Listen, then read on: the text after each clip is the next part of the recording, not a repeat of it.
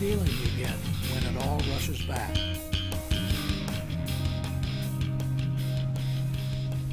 The lights, the sounds, the thrill. This memory has been earned and preserved for a lifetime.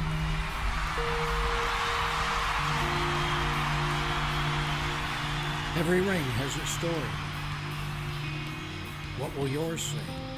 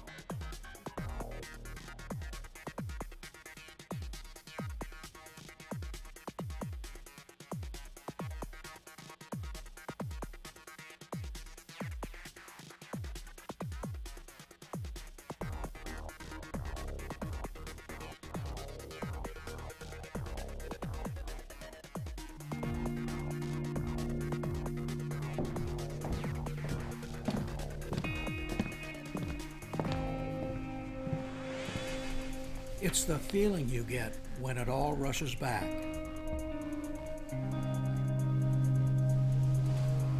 The lights, the sounds, the thrill. This memory has been earned and preserved for a lifetime.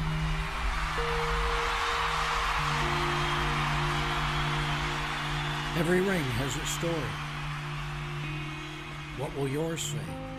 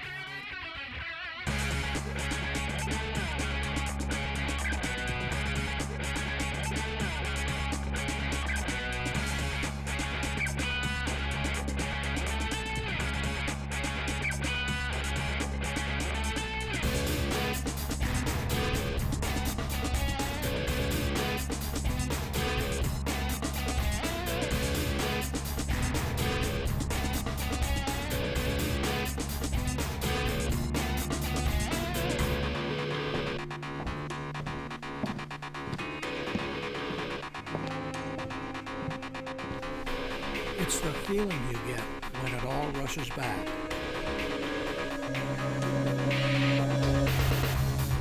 The lights.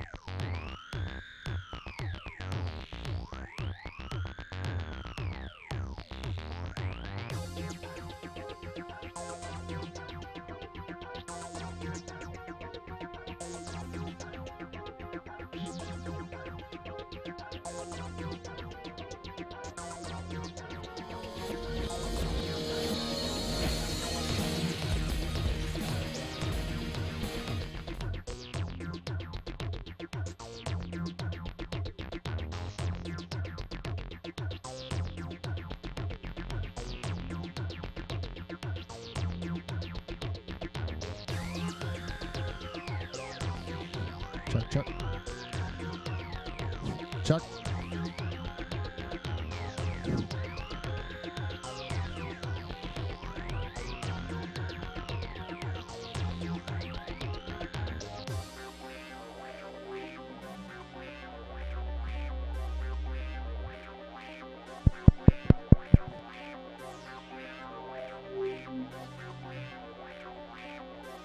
Good afternoon, everybody. Welcome to Chilliwack.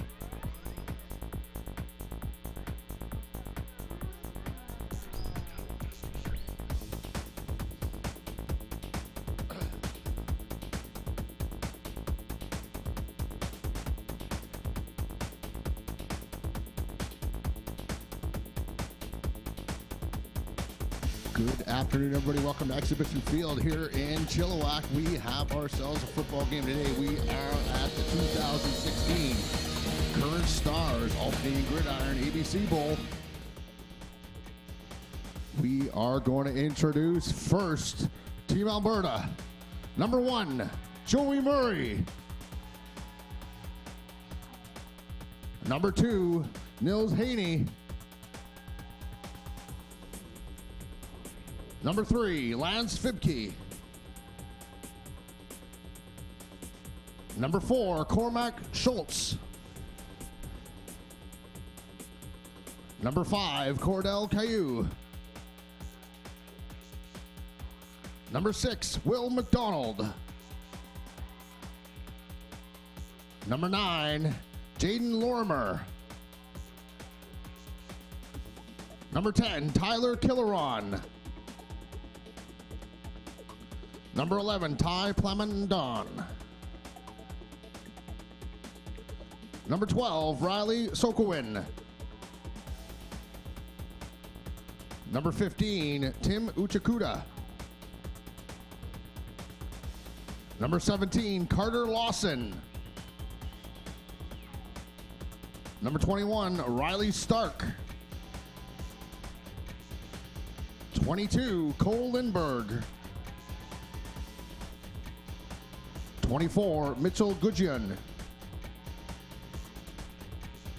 28, Andrew Hawks. 30, Dawson Guest. 32, Michael Lefebvre. 33, Justin Miller. 34, Thane Buckingham. 35, Brett Gross. 39, Quade Kozak. 44, Edward Saunderson. 50, Matt Schaefer. 52, Justin Pearson. 55, Tristan Fournier. 56, James Dutnall. 58, Salim Fraser. 60, Kieran Young. 62, Harley Maynor. 63, Derek Kozer. 64, Samuel Lower. 65, Austin Bruder. 66, Ian Nielsen. 67, Nathan Laird. 69, Broden Marr. 73, Adam Cooper. 82, Adam Becker. 84, Dallas Dixon.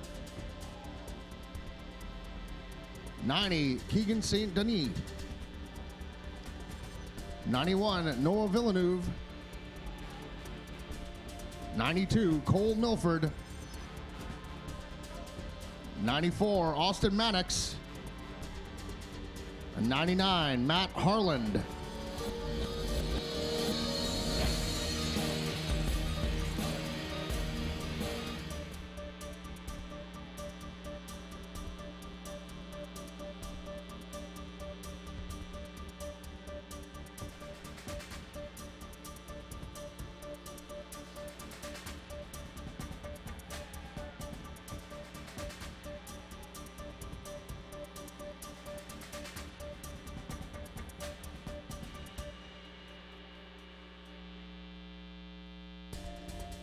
Introducing Team BC.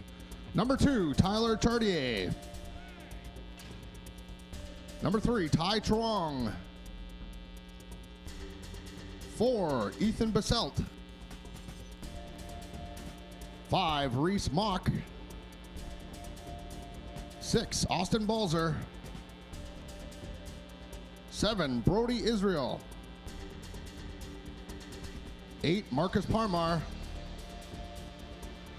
Number 10, Tristan Yansu. 11, Zachary Hemmett. Jacob Cundy. 13, Chris Smith.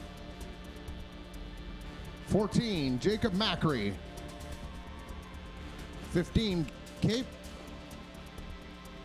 16, Kyle Soloway. 17, Charlie May III. 18, Colburn Pierce. 20, Adam Bell.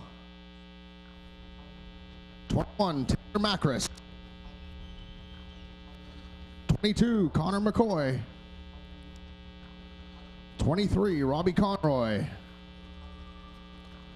24, Tynan Akasanza. 25, Kindred. 30, Tariq Lopez. 31, John Marquez. 33, Braden Anderson. 35, Josh Boehm. 39, Partap Verk. 51, Trevor Partington. 52, Corbin Brown. 53, Braden Belton. 54, Tanner Hayward. 55, Travis Evans. 57, Ethan Lank. 58, Jordan Smith. 60, Liam McCormick. 61, Dylan Roach. 62, Jacob Butler. 63, Sahil Sahota. 64, Eric Vanderwerf. 65, Taylor Monty. 66, Brett Stubbs. 80, Noah Williams. 83, Nathan Stokes.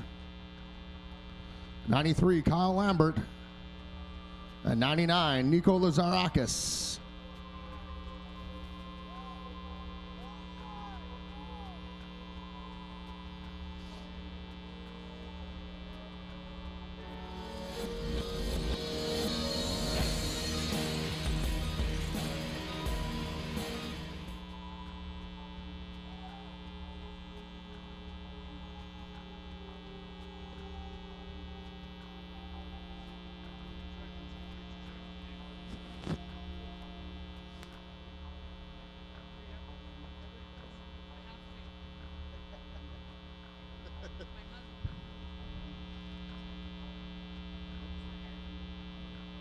At this time, I ask that you please rise, remove your hats, caps, and helmets. I'm going to introduce Miss Heather Vanderwerf for the singing of our national anthem.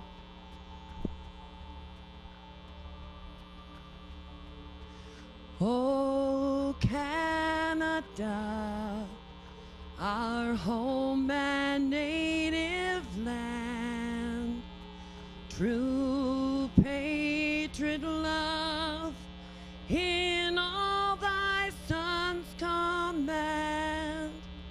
With glowing hearts we see thee rise, the true north, strong and free.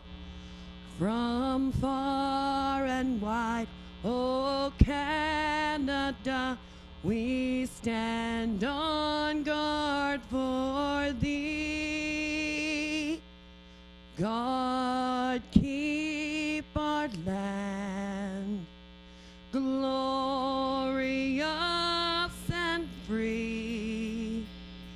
Oh Canada, we stand on guard for thee. Oh Canada, we stand on guard for thee.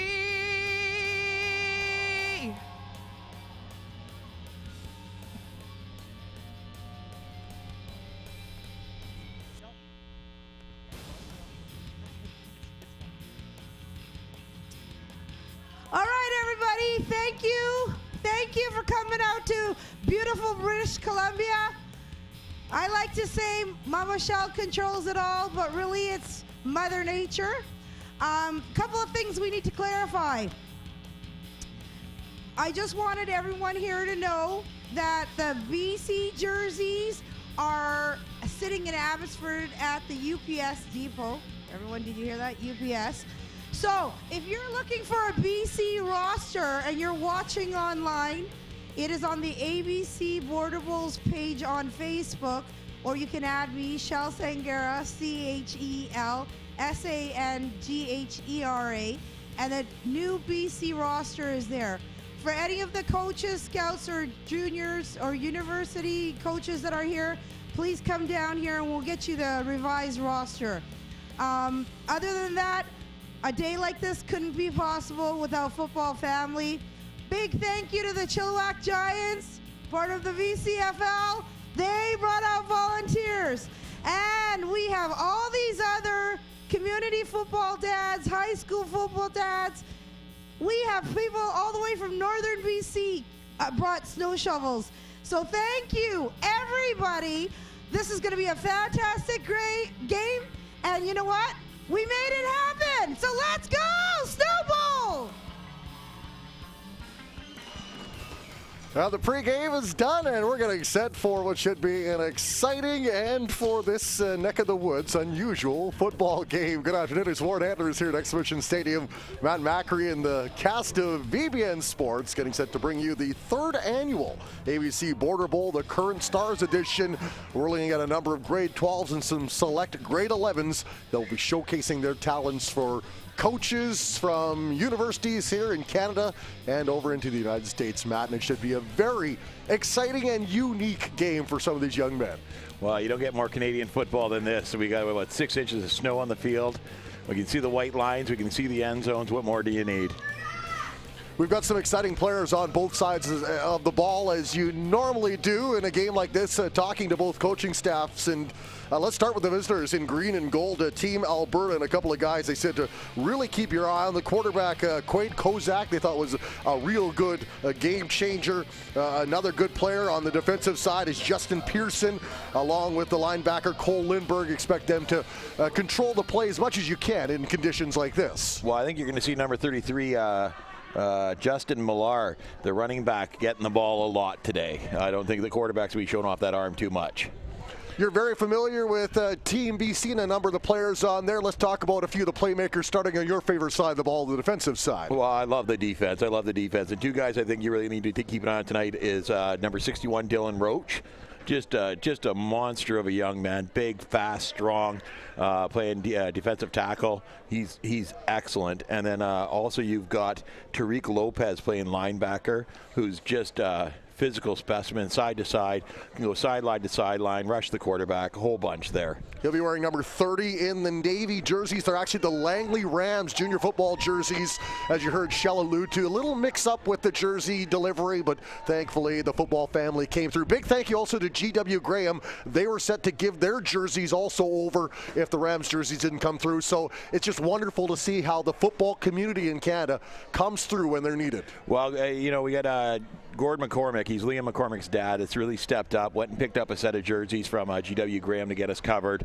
The Langley Rams sent out their blue jerseys. The only reason we went with the Rams is because they're blue and not white. I think the white jersey would have just been camouflage.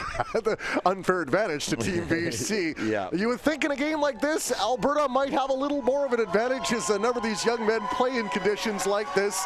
As both teams getting set to take to the field, we mentioned Team Alberta in the Edmonton Eskimo shaded jerseys, the green and the yellow jerseys, and they will be from our broadcast right to left. And it looks like they'll receive the kickoff as Team BC in Navy getting set, and we're getting ready for what should be an exciting game. Charlie May III, we saw him last week in the provincials, and that young man getting set to kick the ball off here. It's going to feel, you would think, like a 100-pound stone as this game goes along. He's kicking a rock right now. Like they call it the rock, but he's really kicking a rock right now. It's a frozen ball, frozen toe, frozen ground. This almost might be funny. He's got an excellent leg, though, boy. We saw that in the midget championship with Langley against North Langley, where Langley, the Stampeders, won. And the kickoff is underway, and a nice deep kick down, and it kind of dies at about the 13-yard line, and picked up in a nice run back, and he slips through one tackle, and he is finally brought down at the 45-yard line. Team Alberta with some great field position to start. Well, it's a fabulous kick there, but a good run back as well. And it's tough for the tacklers to get downfield and get after them. They're high stepping through the snow there, so you don't get a lot of speed there. Boy, he got the train going, though, and he wasn't going to stop until they could physically bring him down with a number of guys. As Team Alberta now will huddle up, expect to see lots of running plays, at least early on, until both teams get set. Well, you're going to see these horses run over this snow pretty quick. It'll be a clear field in no time. There's the handoff now, and busting up the middle, Lance Fibke, and a nice gain there, just followed the footprints, and it looks like a gain of about 6. It looks about a gain of about 6 yards there. Good off-tackle run. Tucked the ball away, got a couple of good blocks. It's going to be hard getting a hold of them in the snow, but the big guys seem to be doing a good job. Quarterback's number 12, Riley Sokowin. We got you got in the middle there. You got the two big Hugh Boyd boys. Number 99, Nico Lazarikis. Number 61, Dylan Roach, are going to tie things up in the middle, so they're going to have to go out to the outside. There you got Tariq Lopez waiting for him. They'll line up 3 to the left side, 2 in the backfield, 1 alone on the right side. Now Sokowin goes to the air, throws it over. He's got a man wide open for the first down. Number 17, Carter Lawson with the catch. Well, number 54, Tanner Hayward, was there to wrap him up right away. Got the catch and then got taken down pretty quick. Lawson plays his football for Wainwright. Alberta will keep the ball rolling here early in this first quarter. We don't have the actual time signature. It doesn't look like the score clock's going to keep track of that, so we'll just do our best to look and see when the coaches really bring out the big plays. We'll know it's the end of the quarter. Yeah. So go in now. Heads out in the gun. 2 in the backfield. 1 this time to the left and 3 to the right. Sokowin now steps up and throws long. He's got the man open, dives into the powdery patch, but can't come up with the ball. Wow, good effort on that one there. I'm a little jealous here. I want to go down there and play in the snow like that. Laying out into a snowbank can't be all that bad. Here he goes, guys open, and just couldn't get his feet underneath him to get over to it. Nice route run by Cormac Schultz. Just came shy of the ball. That brings up second down. Lots of fans in the stands too, braving these conditions. Sokowin now under center, motion in the backfield. There's the give. Lance Fibke now with a nice run right up the middle of the big boys up top, opened up a big hole. They did. That was a great hole for him. Like I said, once again going off tackle, running away from the Twin Towers in the middle. But he got a good pickup there, about 7 yards, I think.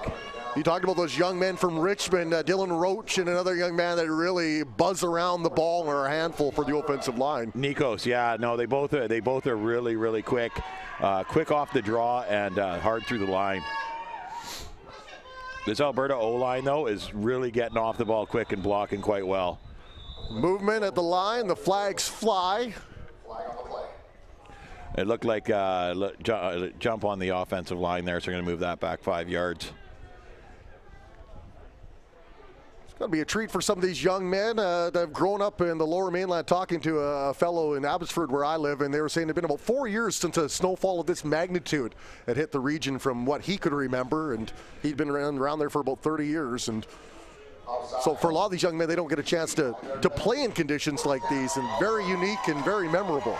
Yeah, well, it looks like I was wrong. I was offside on the defense, so it's going to move forward and give them a first down actually here. But no, we don't. We don't get this kind of snow here in the Lower Mainland. If it does, it rains 15 minutes later and it's gone. So you got to enjoy it quick. These boys are getting a real treat.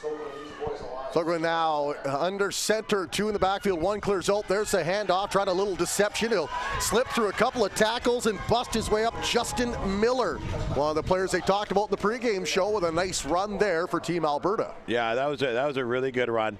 Good stutter step on him there too to get that block open, and comes across on the jet sweep here and just turns upfield and breaks a few tackles before he's just cleaned up there by, I do believe it's number 54, Tanner Hayward again, and number 99, Nikos Lazarikis. Take us a few minutes to get acquainted with all of the young men as the jersey numbers changed, basically before the game started when the jerseys arrived. Soquin now under center. There's a handoff and big sweep and slips around one, couldn't slip around the other. Excellent tackle on number 33, Justin Miller. No big gain on that play. Well, he had the two guys coming after him, but he's like he's going to get clear, and in comes Charlie May the third, and just cleaned it up. That was a great defensive play by the cornerback to come up and just clean up there. Beautiful tackle, takes him out low. Gotta like that. And Matt, you would expect a lot of these players haven't faced each other before, so the first few minutes really a feeling out process before they kind of see the tendencies of each side. Oh, it's like we talked about last week. It's the first quarter, it's the first date. You gotta get to know each other here. But yeah, no, the offense is moving the ball well. The defense is starting to make a bit of a stand here. So we'll see how this goes. 4 up front for BC, and there's the handoff, and he'll barge his way through. Miller with a nice run there, and 3 or 4 very hard yards near the end. It was actually 35 who got the ball, Brett Gross. And he just hammers through. He gets through the hole here, lays out the first wannabe tackler into the second before he actually he bounced off the second tackler and fell down himself. So it's tough yards out there, that's for sure. We're playing CFL rules, but we're playing 4 downs. So people are like, what do we do? We got a fourth down. No, it's not a turnover on 3. It's a 4th down. We want to get the offense out there enough to showcase all these players. We want the defense out there enough to stop all these players.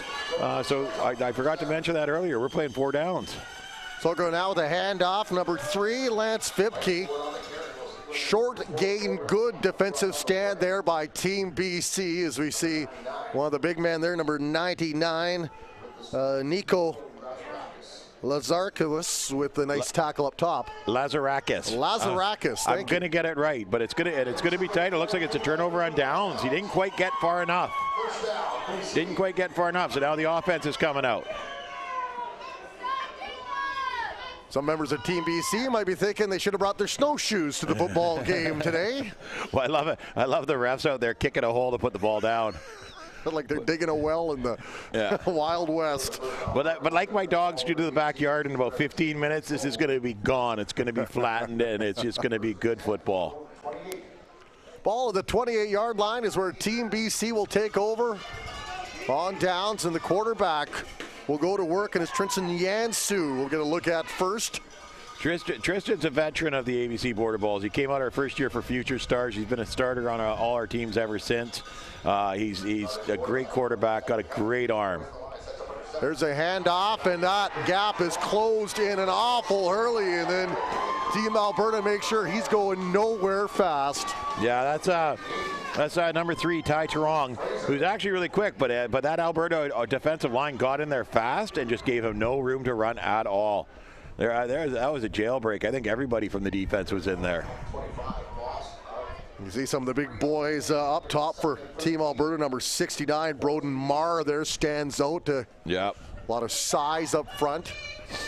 Well, we got number 62. Is he out there right now? This guy's 6'5", 300 pounds.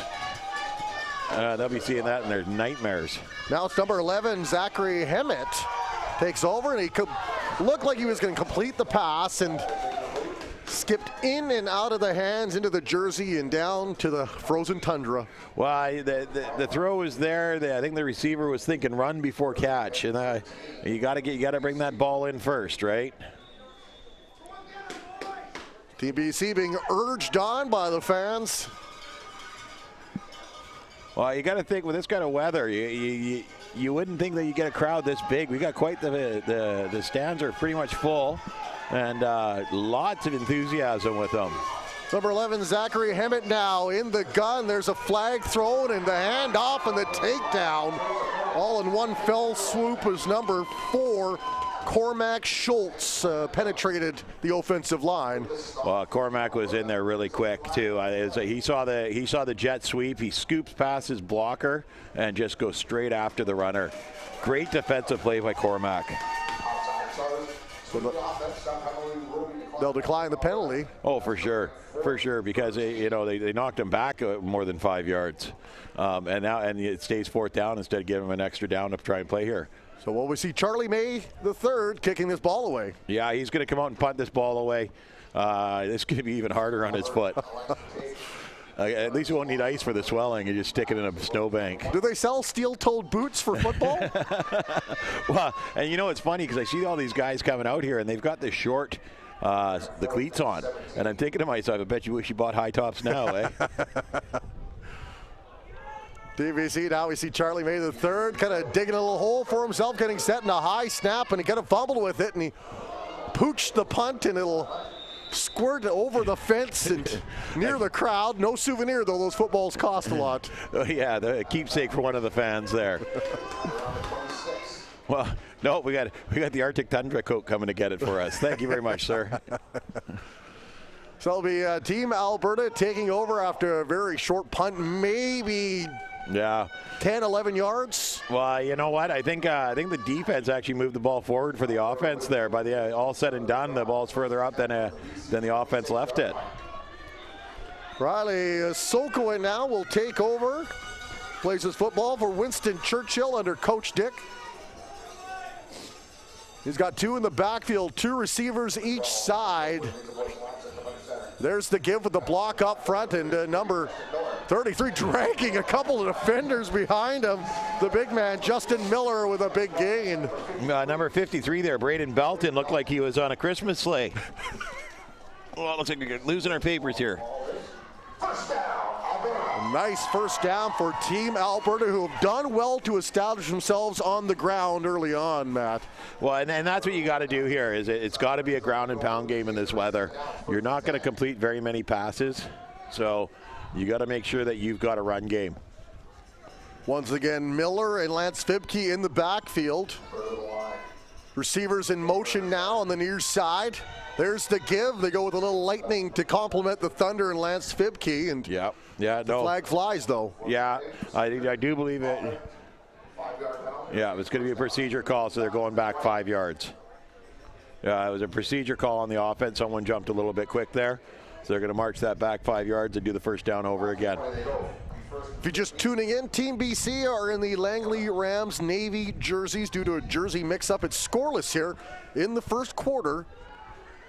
Team Alberta have been a little more dominant on the offensive side. They've got the ball right now. Sokoin now under center. There's the give. There's that Miller, number 33 again, runs into a wall of Navy, then a flag flies once again, and we'll see what the call is here. Well, it's a great defensive play there, but I think you're going to get a holding call here, just from where the flag was thrown. I don't know, it would be offensive. Yeah, offensive holding. So that's going to move the ball back another 10 yards. Kudos to the volunteers out there, shovels in hand. Every time they get a chance, they're out there clearing out those lines for the officials to be able to see. Well, you know, we've had a lot of volunteers out here since 9 o'clock this morning, clearing off the fields, clearing off the stands, making room for people to seat. I mean, Mother Nature didn't want to play nice today, but, you know, we made it happen anyways. It is -3 right now, the slight wind chill here at Exhibition Stadium, or Exhibition Field in Chilliwack. Team Alberta keeps the ball.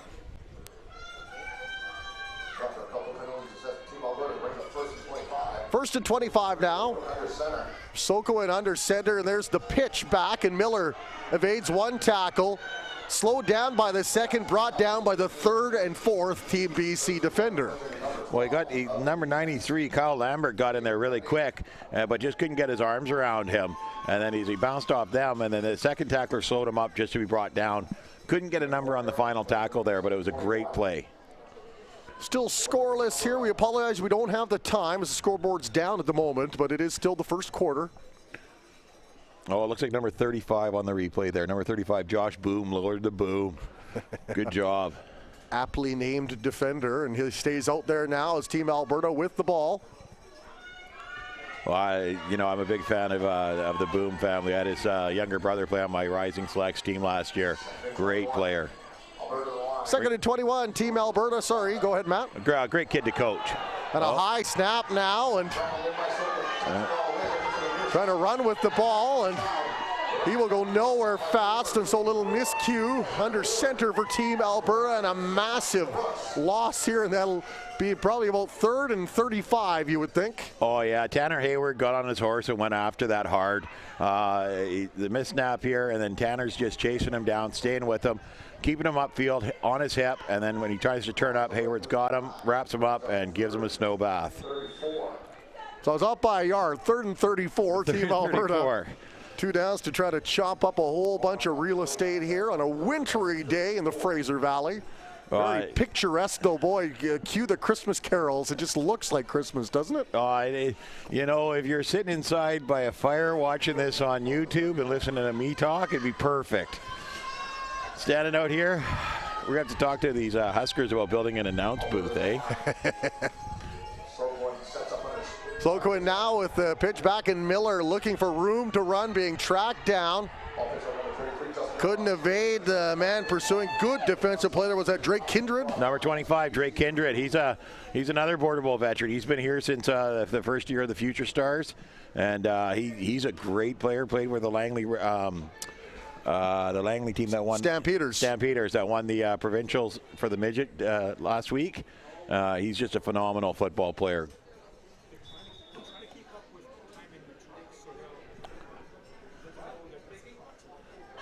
So the time you're seeing on your scoreboard on YouTube is approximate. They're trying to keep up with it on the truck as the scoreboard is down. As we mentioned, my eyesight's not quite that good to see across, to squint to see the time there, but hopefully you have it there watching in the comfort of your home, wherever you're at. Is pleased to have you across Alberta and BC and across the World Wide Web here at VBN Sports, broadcasting on YouTube. It's a punt for Team Alberta. Not a bad punt in this condition, and it just dies. Like a duck falling from the sky. Yeah, and then a flag for no yards. Number 13, Chris Smith, there back for the kickoff, and he was expecting a bounce there. You look them all get ready for the bounce, and there's no bounce. But it's Canadian rules football. You got to give them that 5-yard cushion to pick it up, and they didn't. So that ball is going to move forward a few yards as well. It's Justin Miller with the punt, and not a bad one. He got some good hang time on that, considering how heavy it must be. So Team BC will try to go to work now and maybe do a little better than they had in their first possession.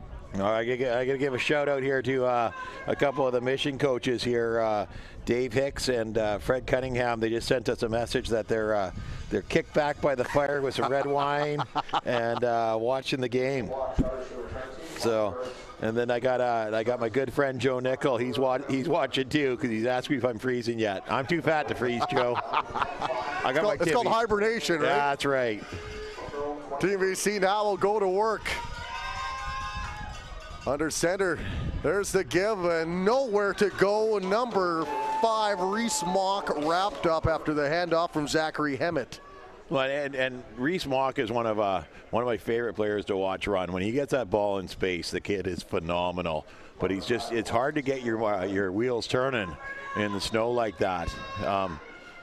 Especially when you're not used to it. I mean, we don't get snow down here in the Lower Mainland. Alberta is definitely in Alberta's favor.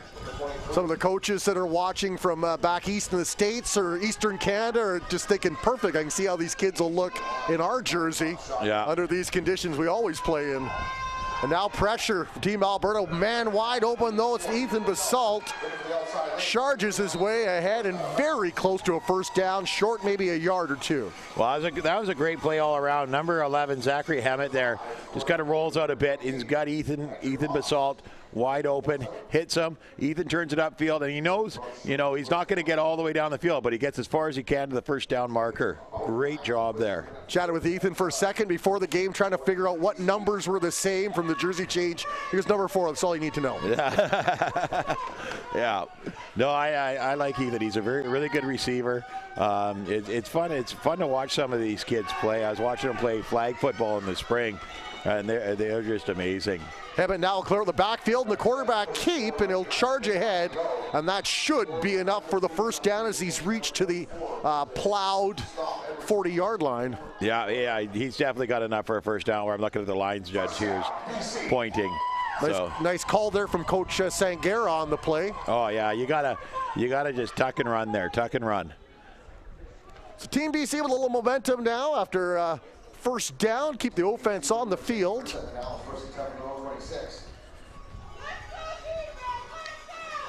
here in the first quarter and still scoreless. Winter wonderland at his exhibition stadium here in Chilliwack. Back to throw, pressure up top, and then he's swarmed by green and gold, and he'll go down in a heap as the three musketeers of defense swashbuckle him to the turf. Yeah, the only guy that gets that much time to throw a ball these days is Dak Prescott. You got, you only got a few seconds. You got to get rid of it as fast as you can, and I think he held on to it just a little too long there. Bring up second, and probably about 15. We'll get the call from Joe Carter here in just a moment, the PA announcer. First one there, just 28.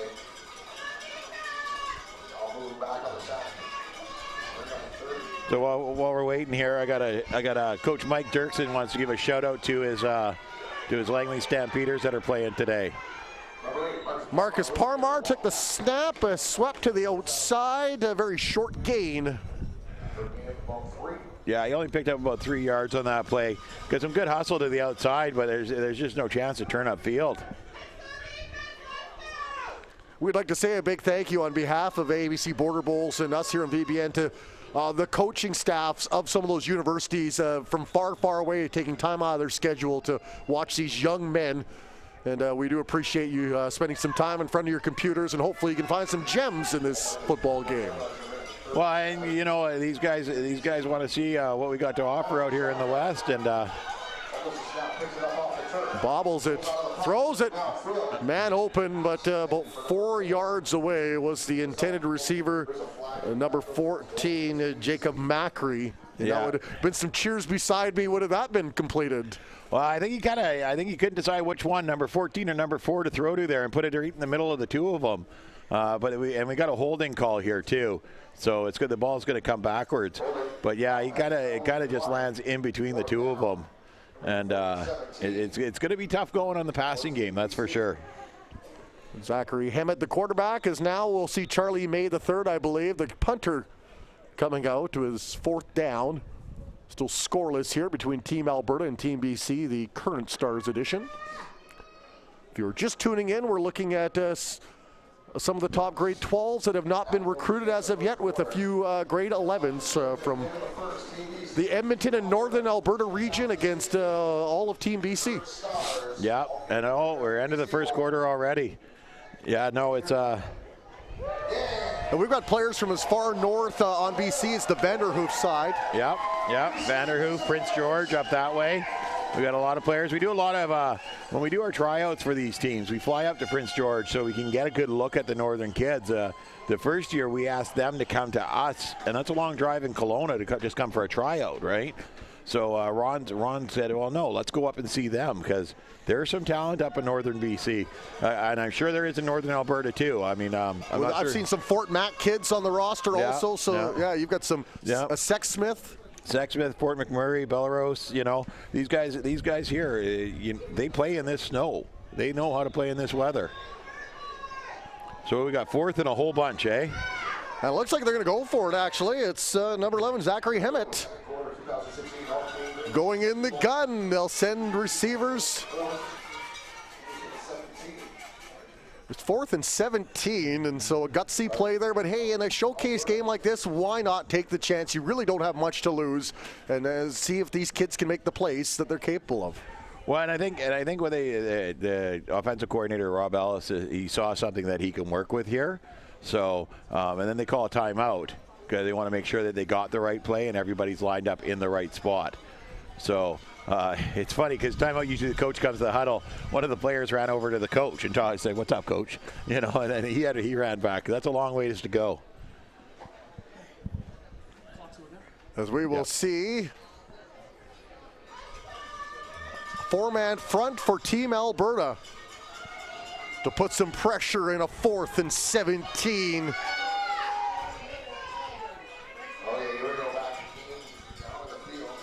We see Zachary Hammett under center, 2 in the backfield. The crowd starts to liven up now as there's motion. Fakes a handoff. He is under pressure, throws it. Got the man open and he'll catch it, but quite short. Ethan Basalt with the nab. He had to come back to the ball there. And when he did, he just couldn't get his footing underneath him. So he kind of just got a face wash there. You see him get up and shake the snow out of his mask. You know, it goes down here and it right into the snowbank, and there's no way to get back up with that ball. Basalt, though, showing he can catch some balls in these conditions. 2 grabs for him, leads all receivers on both sides as Alberta takes over the ball on downs. 14-18 now remaining here in the second quarter. Still a scoreless game, but Alberta threatening as they have the ball just shy of the 30-yard line. Well, I got to mention one of my coaches from my Abbotsford Falcons here, Mr. Brent Buchanan, just sent us a picture of his fireplace, and he says he's getting warm in there. There's the handoff, not much room to run. He's moving around. He is dragged down. Great defensive play by Team BC as he slowed down Riley Stark, who had nowhere to go. No, he had nowhere to go there. A bunch of them get after him here. So they hand the ball off, and he comes forward, but then he turns around and he tries to loop back over the pile here, and he ends up running about 6 or 7 yards backwards, and someone just holds on for a snow wash there. Number 52. Who do we got? Number 52. Corbin Brown. Corbin Brown gets a hold of the back of that jersey and just holds him up enough. Hartop Burke came in along with another player to make sure he wasn't going anywhere.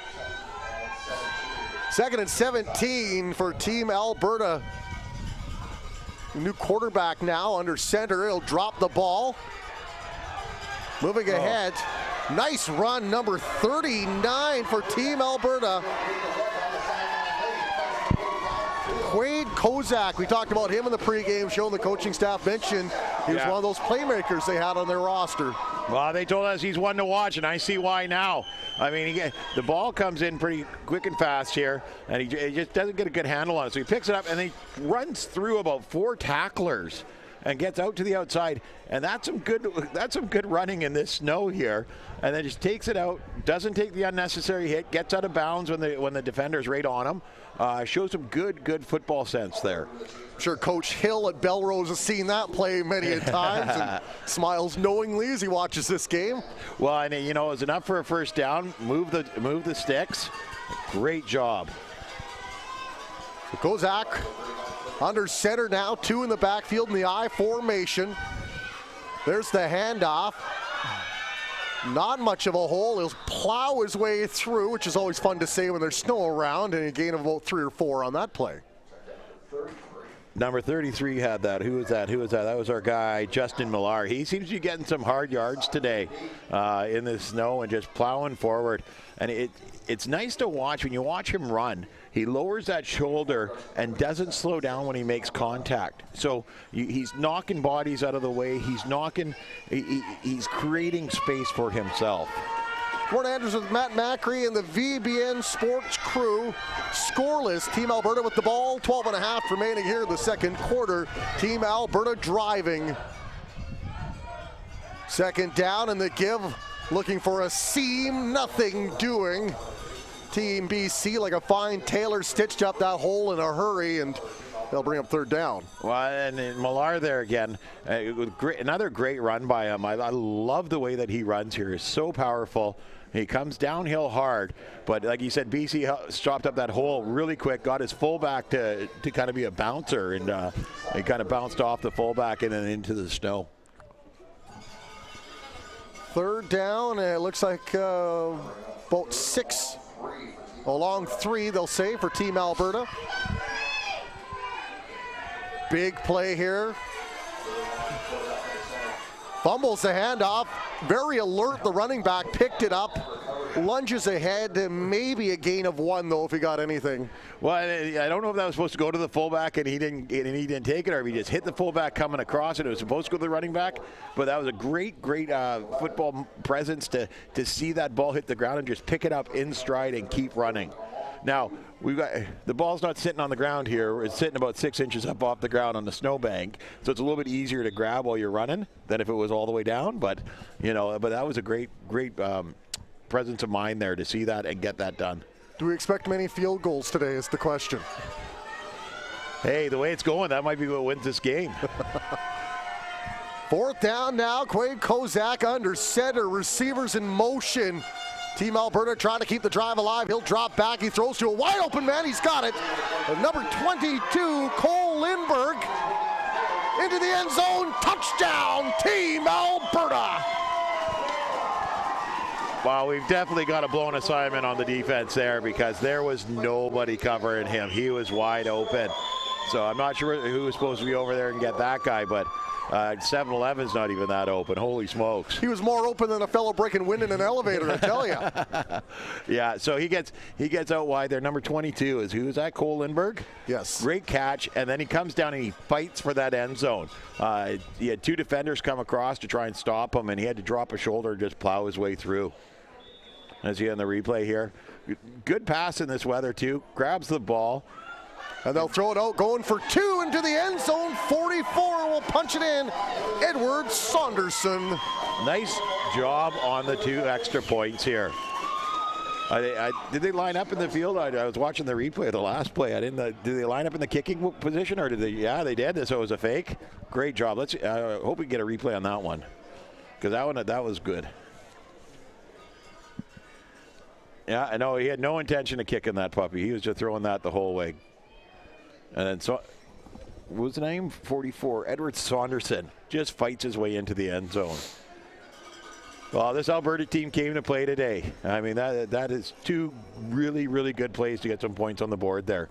Starting off with number 22, Cole Lindberg, fighting his way into the end zone, and then 44, Saunderson fighting his way into the end zone. So an 8-0 lead now for Team Alberta. We've got a 10:38 remaining here in the second quarter.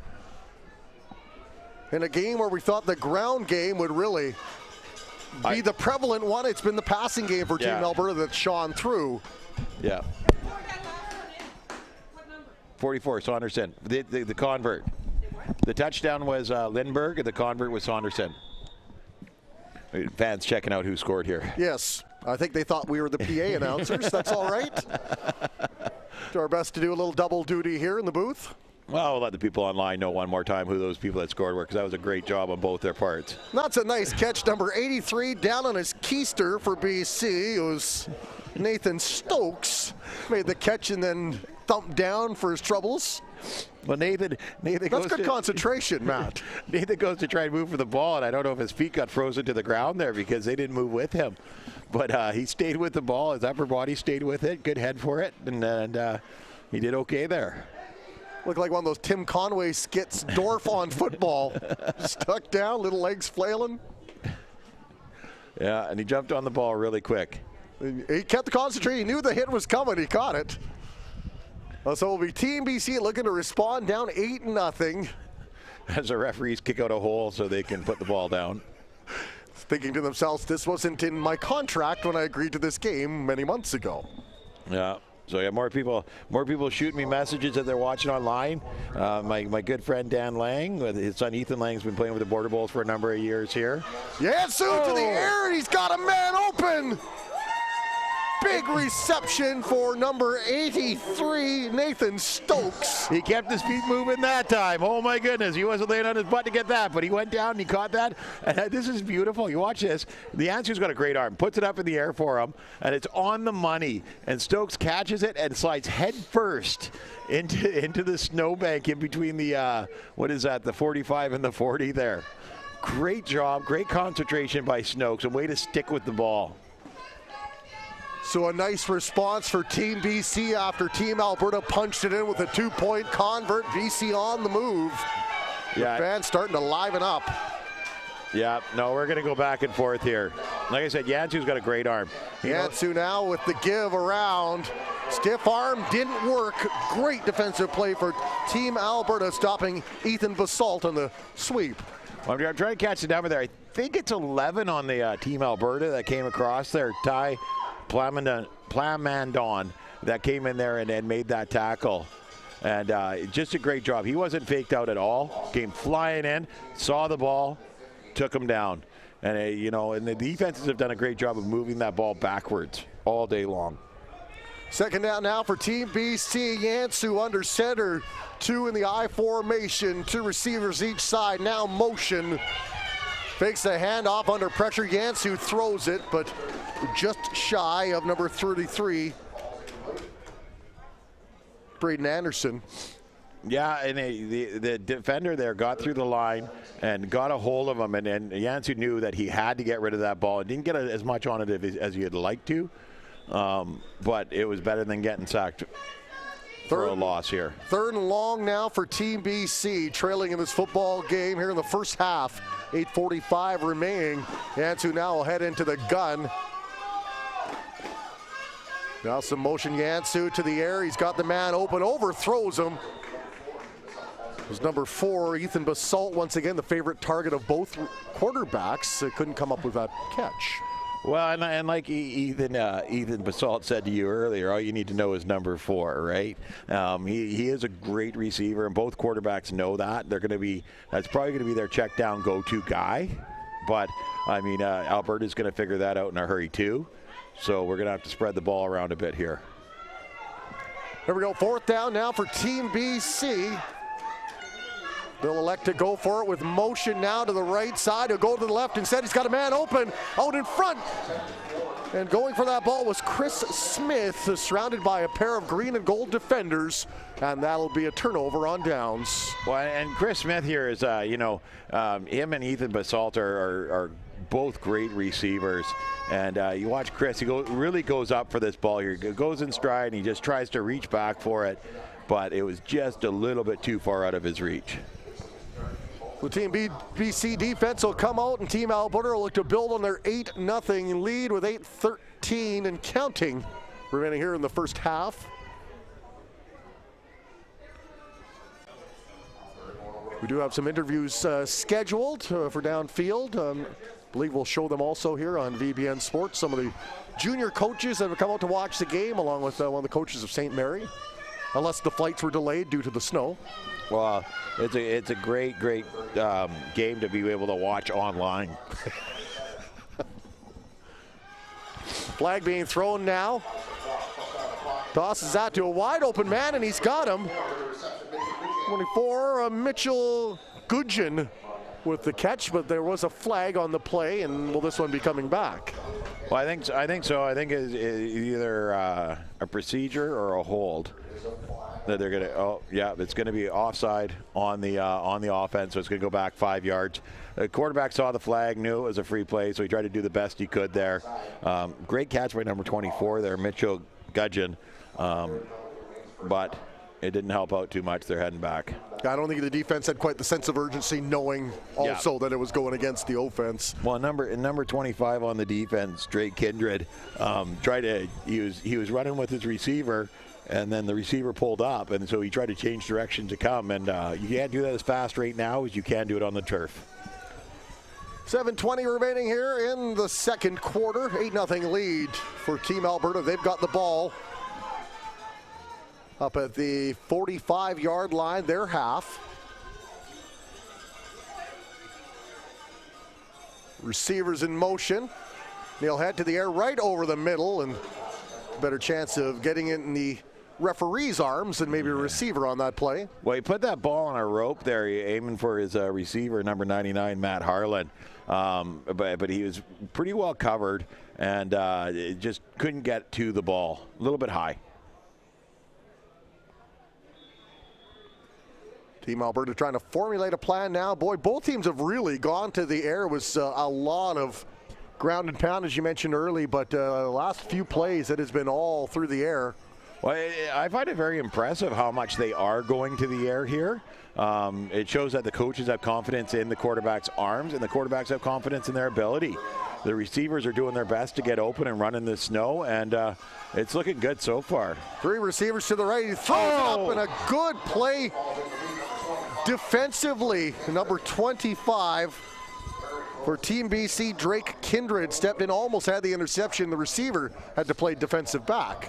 Well, yeah, and number 25, Drake Kindred here, he really reads his play. He sees the ball coming. The receiver's inside of him. So that was a great call by the quarterback, but Drake Kindred just stops and steps up in front of him and tries to come up with that pick. That was great defensive play. Bring up 3rd down now for Team Alberta. Stalled at the 45-yard line. Go ahead, Matt. I've watched Drake play for a number of years. Like I said, he played for the Future Stars back in the first year we had the Future Stars, and he's played every year since. And this kid brings it every game. Love watching him play. Team Alberta now clearing out the backfield. rolling and throwing, man wide open again, and it slips through his fingers this time. Mitchell Gudgeon thought he had it as number 39, Quade Kozak, with the toss. And Kozak doing a nice job of finding his man open at least. Well, and you know, number 24 there, Mitchell Gudgeon, he gets open, and good job, good throw by Quade. And he has to go up for it there, but he should have had that ball. And I think he knows that, and he probably wants that one back. But great effort. That's the second or third time they've run that same play and had the man wide open. You have to wonder how long before Team BC starts picking up on that. Well, and they got to adjust on that. They had two defenders on one guy a lot deeper and nobody up on him. Someone's got to stay up and take that man right there.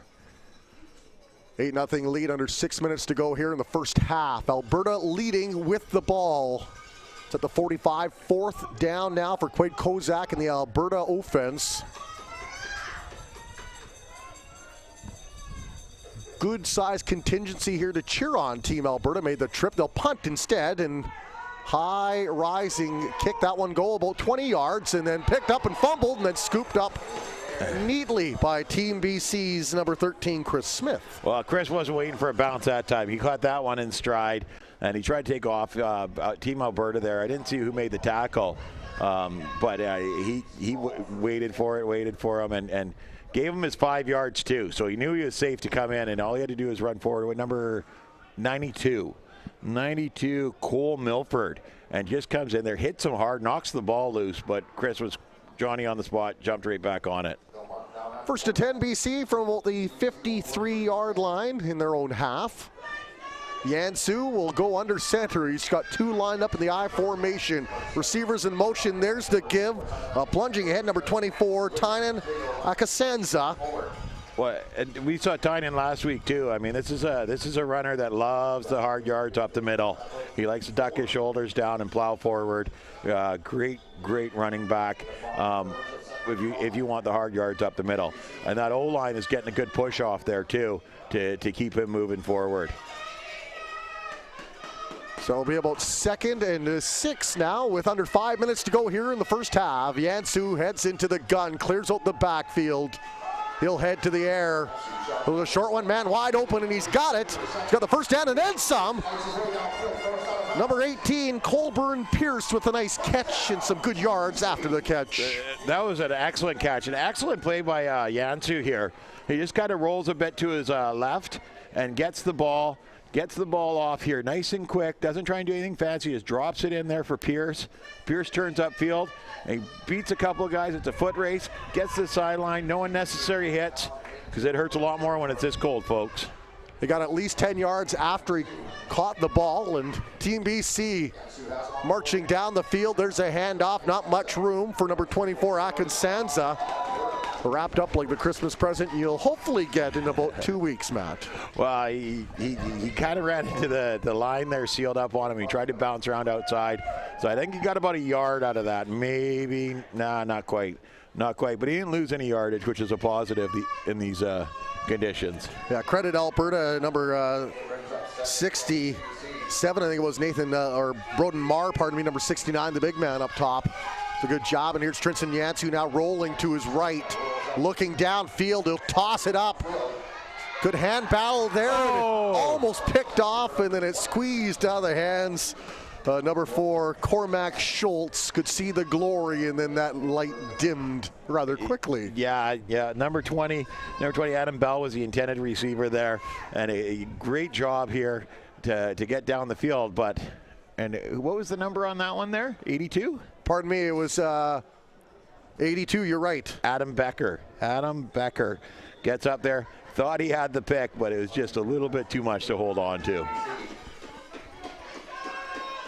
It's a good hand battle between the two of them all the way down the field, too. Nobody wanted to give an inch. Yansu fakes the handoff, and now the reverse.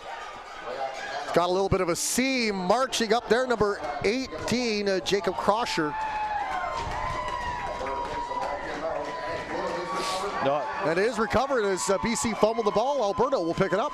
Oh, no, that was 18. That 18 on the BC team. Corbin Pierce that came up. Corbin Pierce, pardon me. I had Jacob Crosher's 18. He's on the that's Team Alberta. Side. Well, I should probably get my rosters set out. So he loses the ball here, and we got a number on who. It's tough to see these numbers out here, folks. We normally have the replay screen right here, and we're looking ahead to the big screen. And every time they hit the ground, a big fluff of snow comes up. You can't see who's actually. I like the throwing and catching, because at least you can see numbers. Magic dust. Every big play is Team Alberta will take over up 8-0, approaching 3 minutes remaining here in the first half. There's a handoff. Kozak moves it up. Number 21, Riley Stark with the gain. Good blocking up front from Team Alberta. Well, and they've been doing that all game so far. 5 yards, 5 yards, 5 yards. That's all you need. Good push there. 2nd and 4 now for Team Alberta. They've probably had more possession. It's got to be at least 60 to 65% for Team Alberta, I'd say, possession-wise in this first half. They have, and then they're up 8-0. So he who keeps the ball the most scores the most. TBC's defense looking to change that. We just got the 3-minute warning there, folks. So 3 minutes left in the half. Been a well-played game, though, boy. You can see talent on both sides, can't you? And a couple of big plays on both sides, too. There's a ton of talent on both sides of the ball here. These guys here, I'm so impressed with how hard they've come to play today, especially with these conditions. 4-man front for Team BC. There's the handoff. The hole closed very quickly. 3 defenders, including number 22 for Team BC, Connor McCoy, all covered in snow and happy to make that tackle. Well, and you watch here, number 61, big Dylan Roach comes off his block and just lays him out.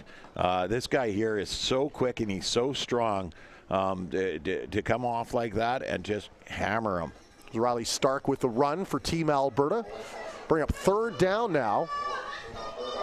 The scary part is you see lots of these guys with long sleeves and they got the tights to keep warm. And Mr. Roach there, he's got no sleeves, no legs. He's out there to play. A nice run here for Team Alberta. The hole opened up and he zipped right through it. Number 21, is it? Is that Riley Stark again? Yeah, number 21. He came in there fast. He hit the hole. Boy, he saw it and he ran for daylight.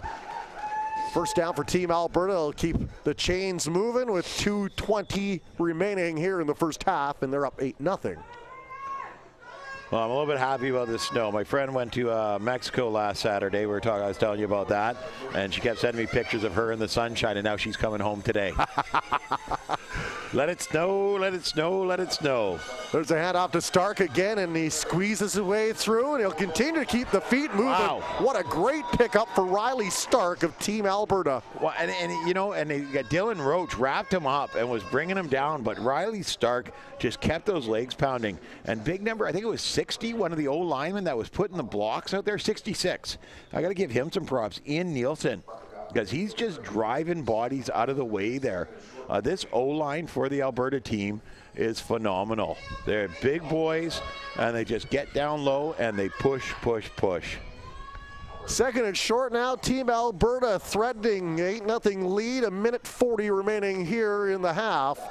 And why not? They'll go back to their main man, Stark, but this time, nowhere to go, and the boys in blue make sure he isn't going nowhere in a big hurry. Well, and you got big number 93 there, Kyle Lambert. He comes in there and just wraps him up and drives him backwards. I mean, forward momentum gets him to just short of a first down. Like, we're talking just short of a first down here, maybe a yard. They've got a Riley Stark, I believe, the last 4 plays. We'll have to see if that continues. Lucky number 5. You know what? He's run 4 plays and he's run forward on all 4 plays. So, you know what? Not broke, don't fix it.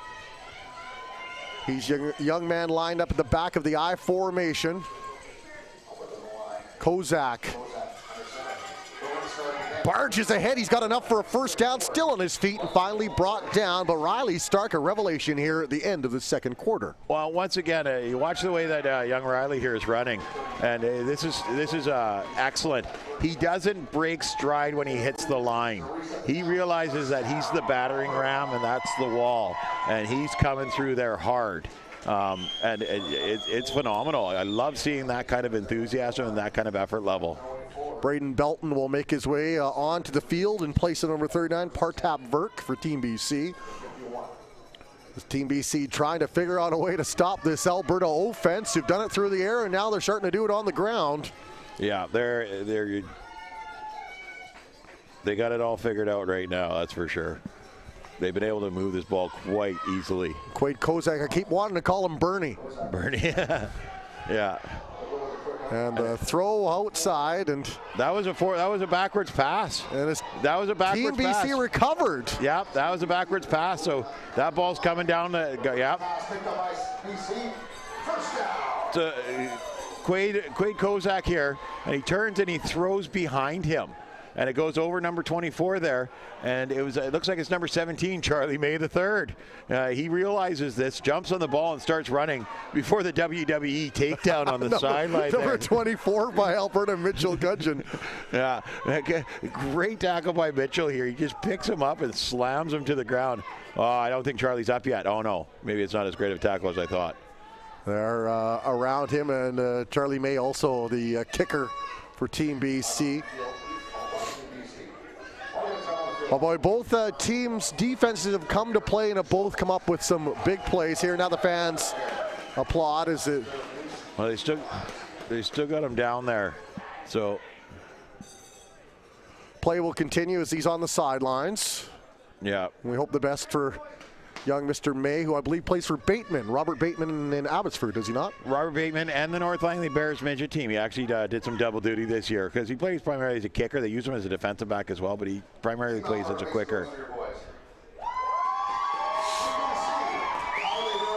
Team BC trying to answer late, 18 seconds to go in the first half, down 8-0. Tristan Yansu in the offense now trying to get to work, and you see Ransu kind of rev up the troops there and got the hands very active, directing traffic there in the huddle.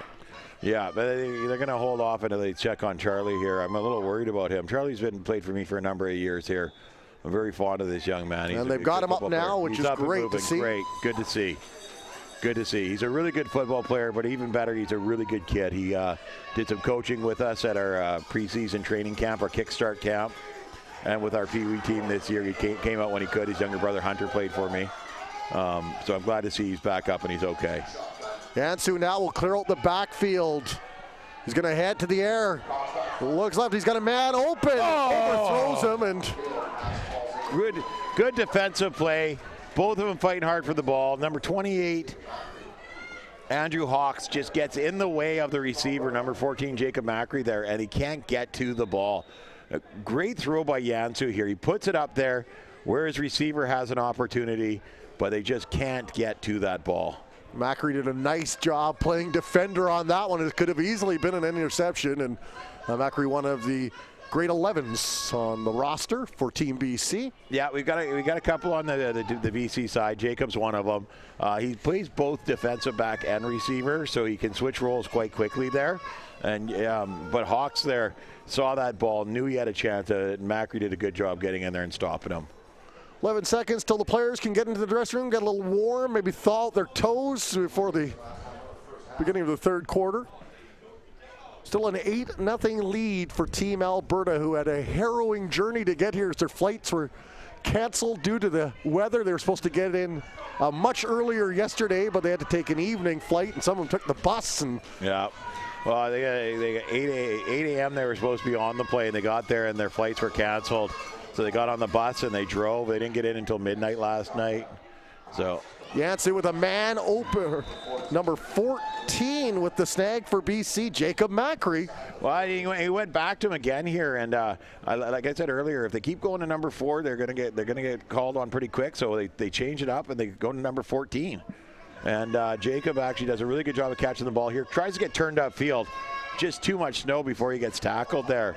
But he picked up about 4 or 5 yards on the play here and make it third and about 6.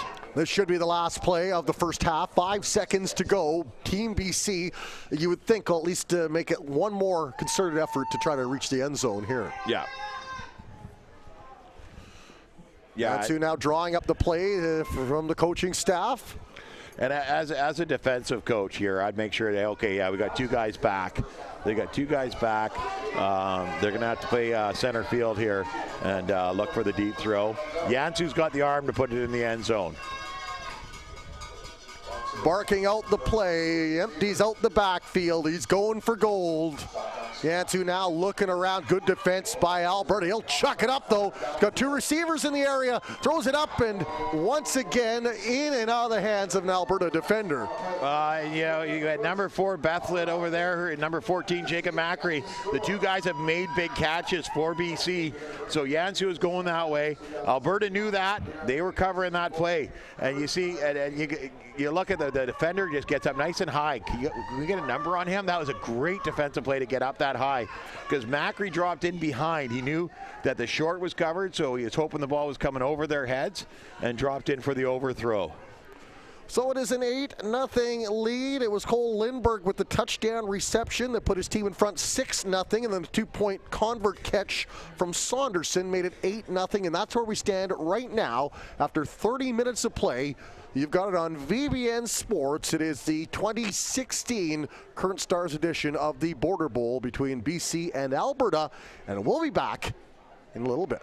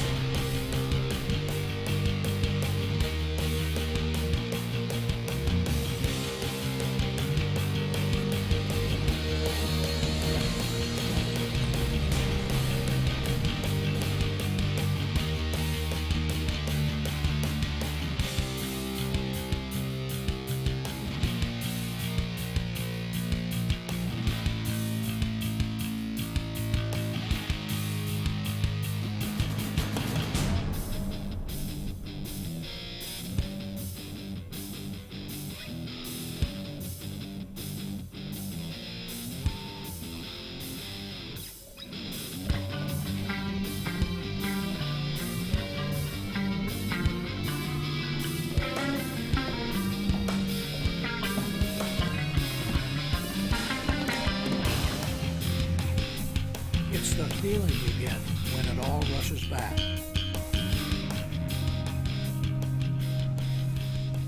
The lights, the sounds, the thrill. This memory has been earned and preserved for a lifetime.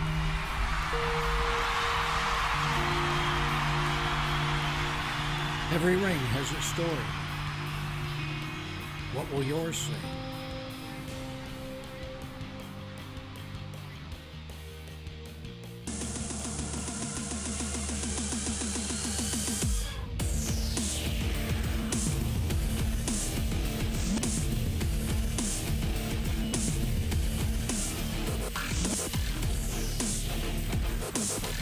Minutes.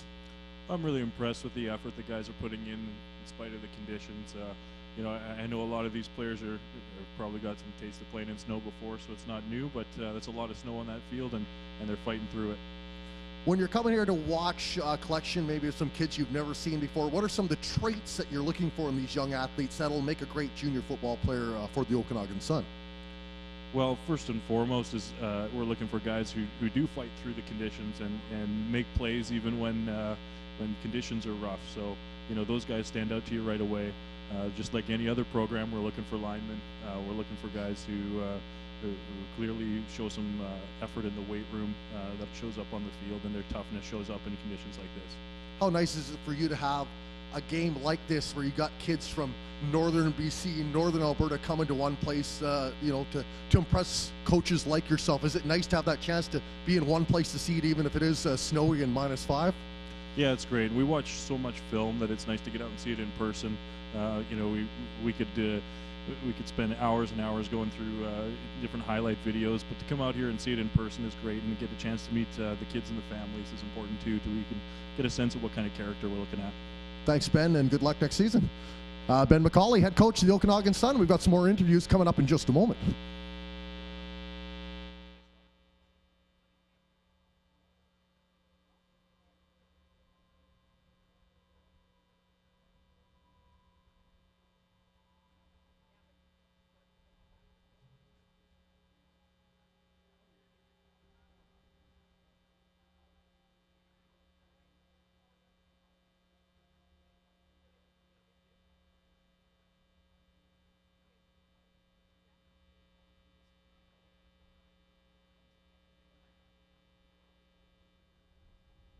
Here with Moa Gagne of the, I guess this is normally your stadium, Chilliwack Huskers, and watching some great young talent. And what's impressed you so far the most with these young men, Mo? I think the tenacity of these young guys is amazing in this weather. A couple of linebackers are coming to play, and the running backs, so it's a good mix in the middle. Now, you're a prairie guy yourself from back in the day, back in Manitoba, and when you play in a game like this, how much does your game change? I don't think your mental attitude should change. I think it's just will, and that's what coaches should be talking to their players about, is who can will over the other one. What kind of traits are you looking for in the next generation of Huskers players to take the field next year? Right now, I'm looking at some players who can just fight through this weather like we're seeing it right now, and that's what I'm marking down on my sheets, is the ones who are just tough, mentally tough. That's what we need. That's Mo Gagne, who's the manager of the Chilliwack Huskers, joining us here at halftime.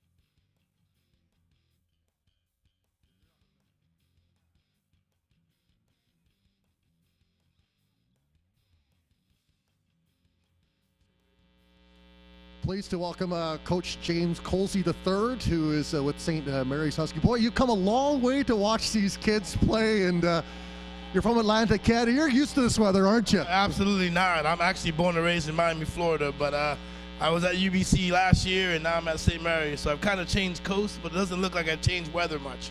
I was looking at your bio, a lot of time down in Florida with the likes of Florida State. You're a defensive guy. How do you like the defenses on both sides? My whole thing is if you don't give up any points, that means you can't lose. So it looks like Alberta's doing a very good job right now. You're looking at these kids just like the junior teams are looking at them. What are some traits that make a great St. Mary's Husky? Well, for one, just guys that are continuing to play hard and not really worried about the scoreboard, and then going through a little bit of adversity, see how guys handle that. So that's the biggest thing for me right now. And how was the flight coming in here, and how long are you to enjoy the Fraser Valley? Well, I'm leaving tomorrow. I'll be heading to Edmonton, but other than that, flight was great, but I'm just happy to be here to watch some good football. Wonderful. Thank you, Coach. That is Coach James Colsey III of St. Mary's University.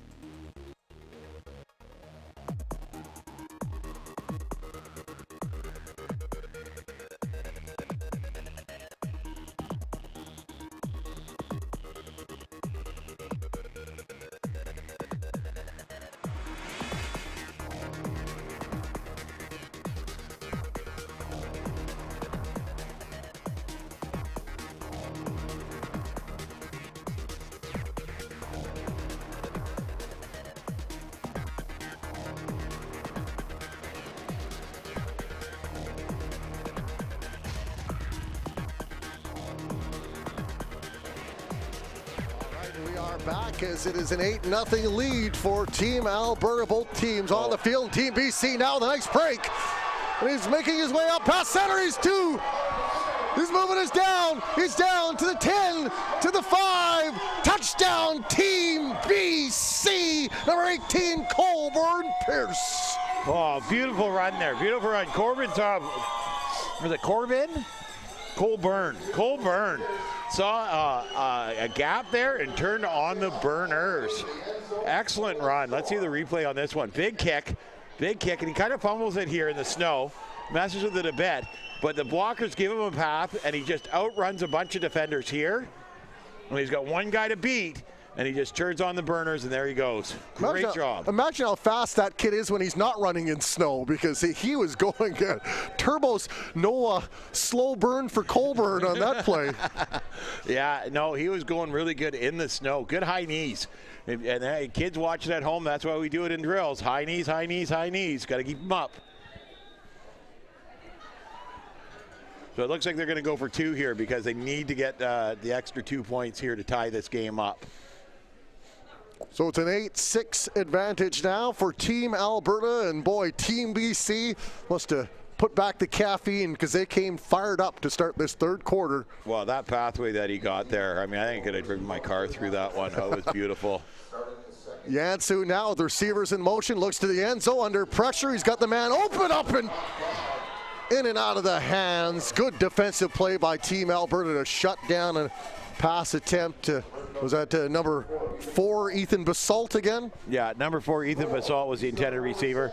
He had a couple guys on him, at least 2 defenders on him. That was going to be a tough catch, but look how close he came to making it. I mean, Ethan is just a gamer. He goes out every play and gives it his all.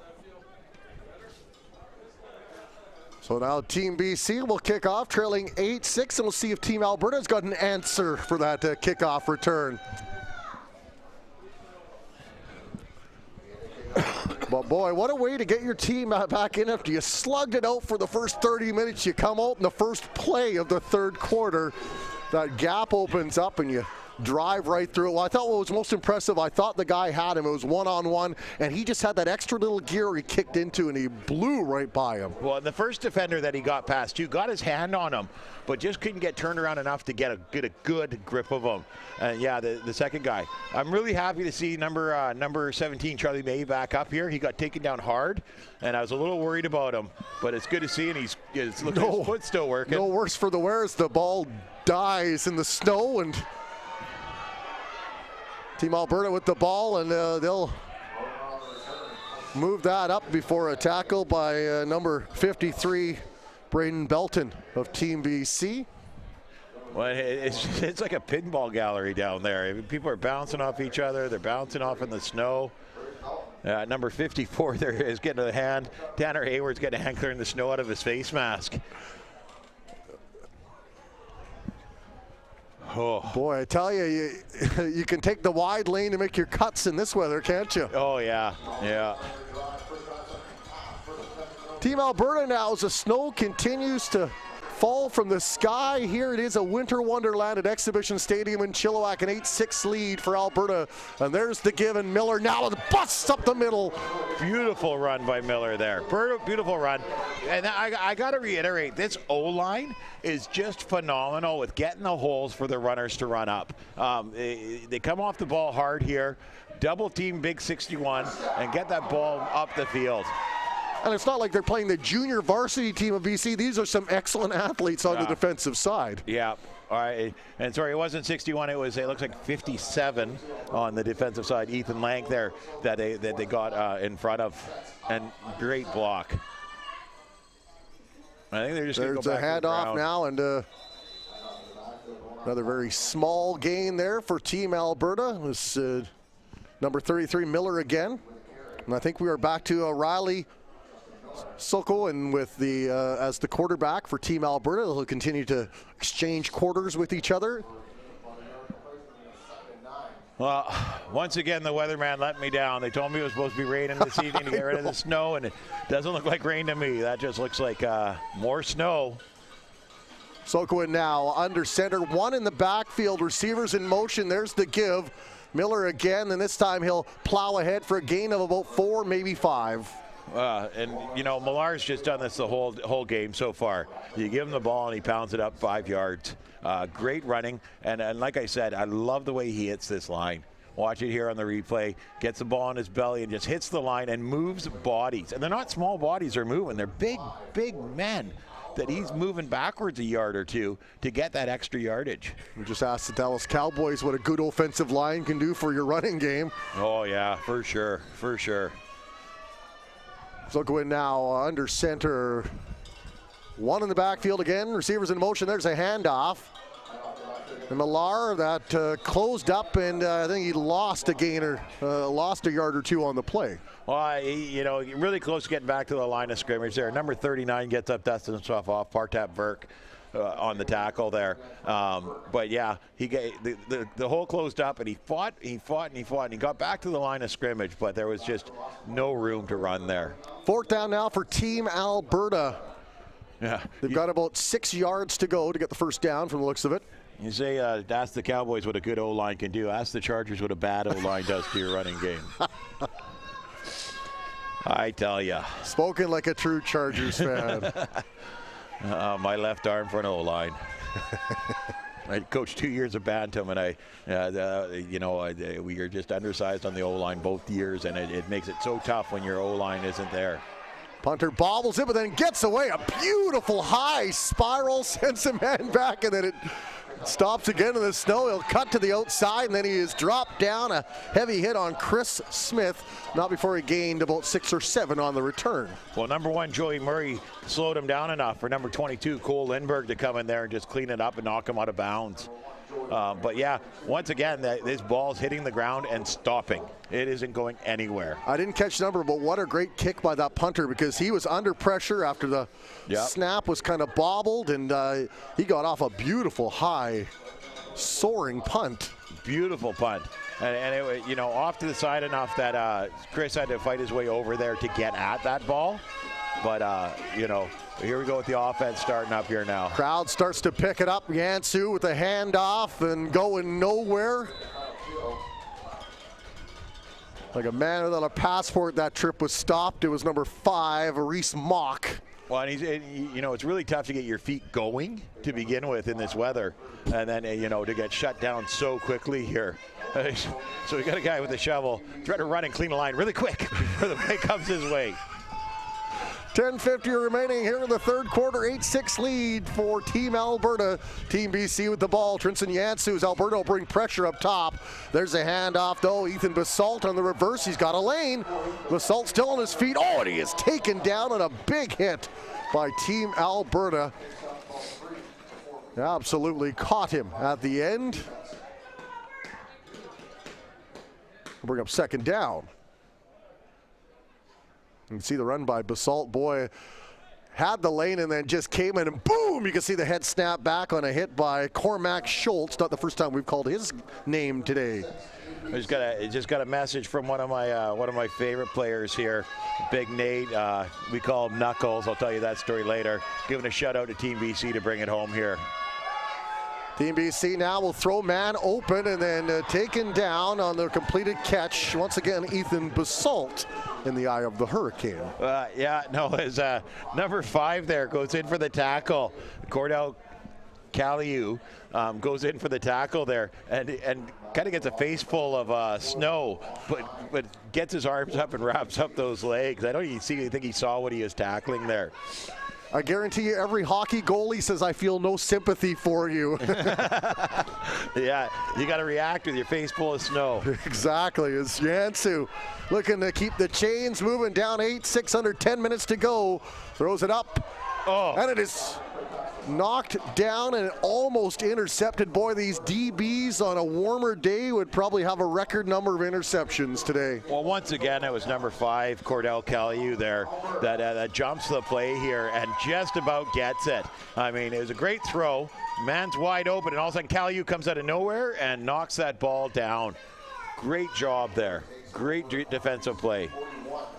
9:19 remaining, a 2-point lead for Team Alberta.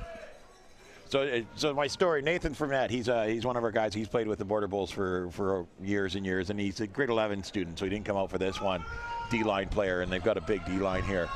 But first started coaching him in JB, and he used to play hockey, right? And so play happens, it's moving downfield, and he's moving with it, and someone pushed him from behind. Well, he grabs the jersey, pulls it up over the helmet, and starts laying uppercuts on him. Ever since, we've called him Knuckles. He's just one of those guys. Yeah. Knuckles. Sokoman completes the pass. Man wide open, number 44, Edward Saunderson with the reception. That's enough for a first down. The first down. Great job by Saunderson there to bring in that ball. Well, unfortunately, with the cold weather, a lot of DBs and receivers have those knuckles in their hands right now. It's going in and out. Nathan's is a great kid. Massive defensive lineman. Runs hard, plays great. He plays the O-line as well. And they had him playing at tight end. He can even catch the ball. I was impressed. One in the backfield now. There's the give. And then he slips in the snow. And then he is taken down as number 4, Cormac Schultz, doing it on both sides of the ball. Yeah, he wasn't really going anywhere there. He wasn't really going anywhere there.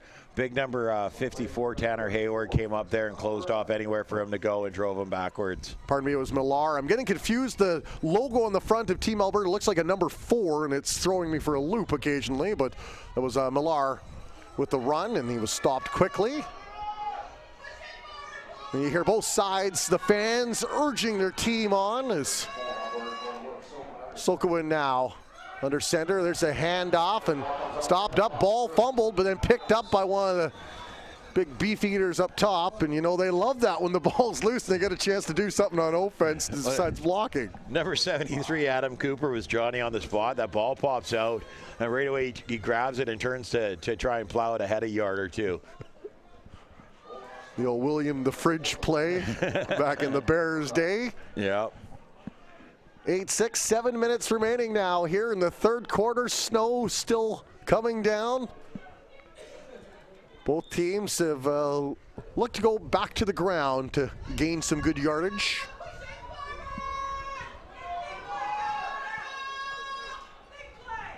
Now a new quarterback under center. Alberta with the handoff and going nowhere. Good defensive play by Team BC as Quade Kozak came in, get the handoff, and BC wasn't biting. We got number 21, Taylor Macris in there. You got number 61, Dylan Roach in there. And then you got number 54, Tanner Hayward coming to clean up. I mean, that's a lot of muscle. A lot of muscle coming at you.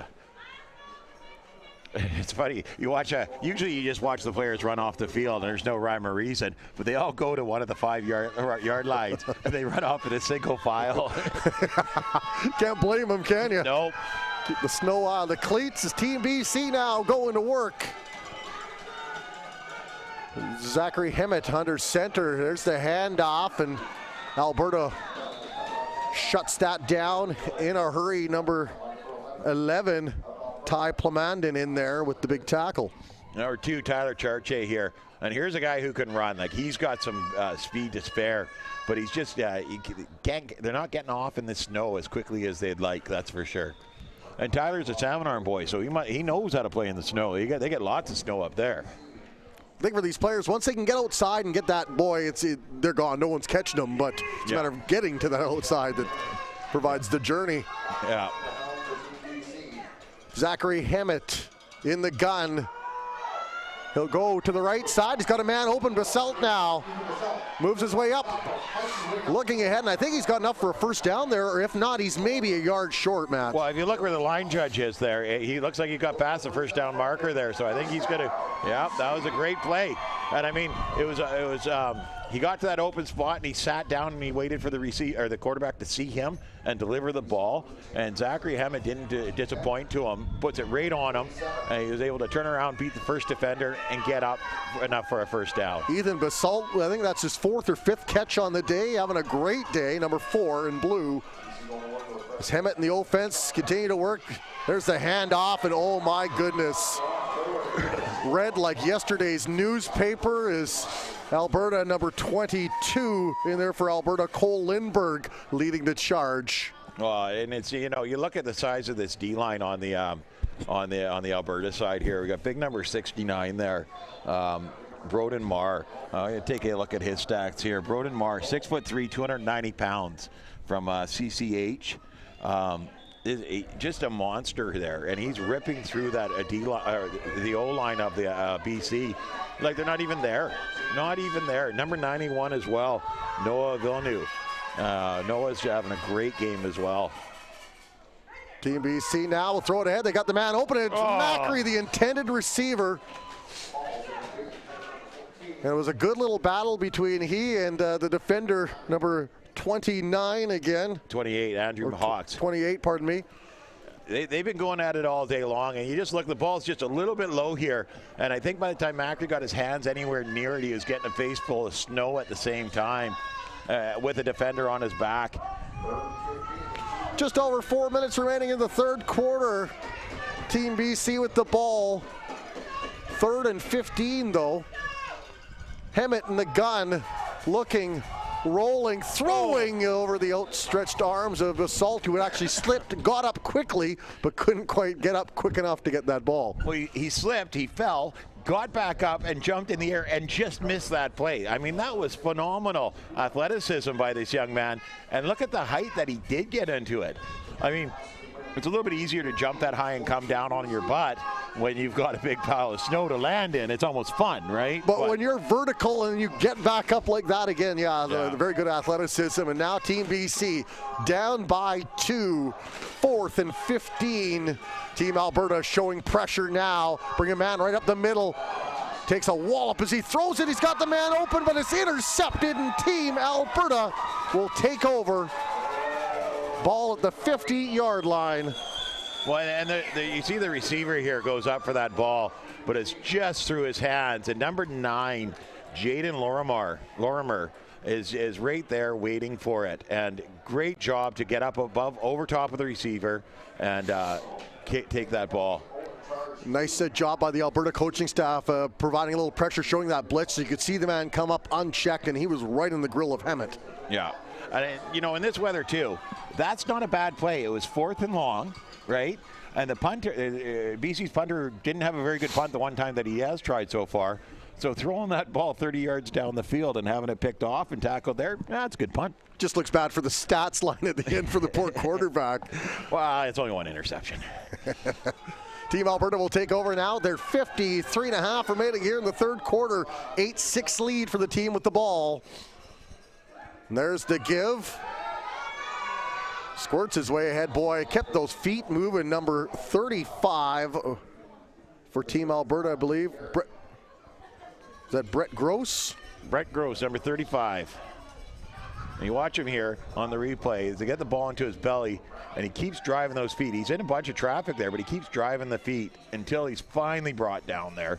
The pickup of only about 3 or 4 yards, but hey, 4 yards to down, that's all you need. Well, he could have easily been stopped a lot sooner, but he kept those feet moving, those shoulders squared. Here come Solkowin now. Under center with the handoff, gets the lead, blocks, sprung a man right up the middle. The Miller all the way up for a gain of about 20 on the play. Well, that's 35. That's 35, Brett. Gross again. Gross again, Brett Gross one more time. Yeah, they get a great block here. Tariq Lopez gets blocked out pretty well, and Gross just takes the path that's offered to him and flies. And great speed in here too, and follows his blocks quite well before number 12, Jacob Cundy, brings him down. Alberta will keep moving here. Solkowin under center. Go ahead. First time we said his name today, but Jacob Cundy, he's quite the athlete. He's playing safety today, but he also plays quarterback. Oh, beautiful job. Number 93, Kyle Lambert, gets in there and stops that run short. Number 99 also, Nico. Go ahead. Lazarakis.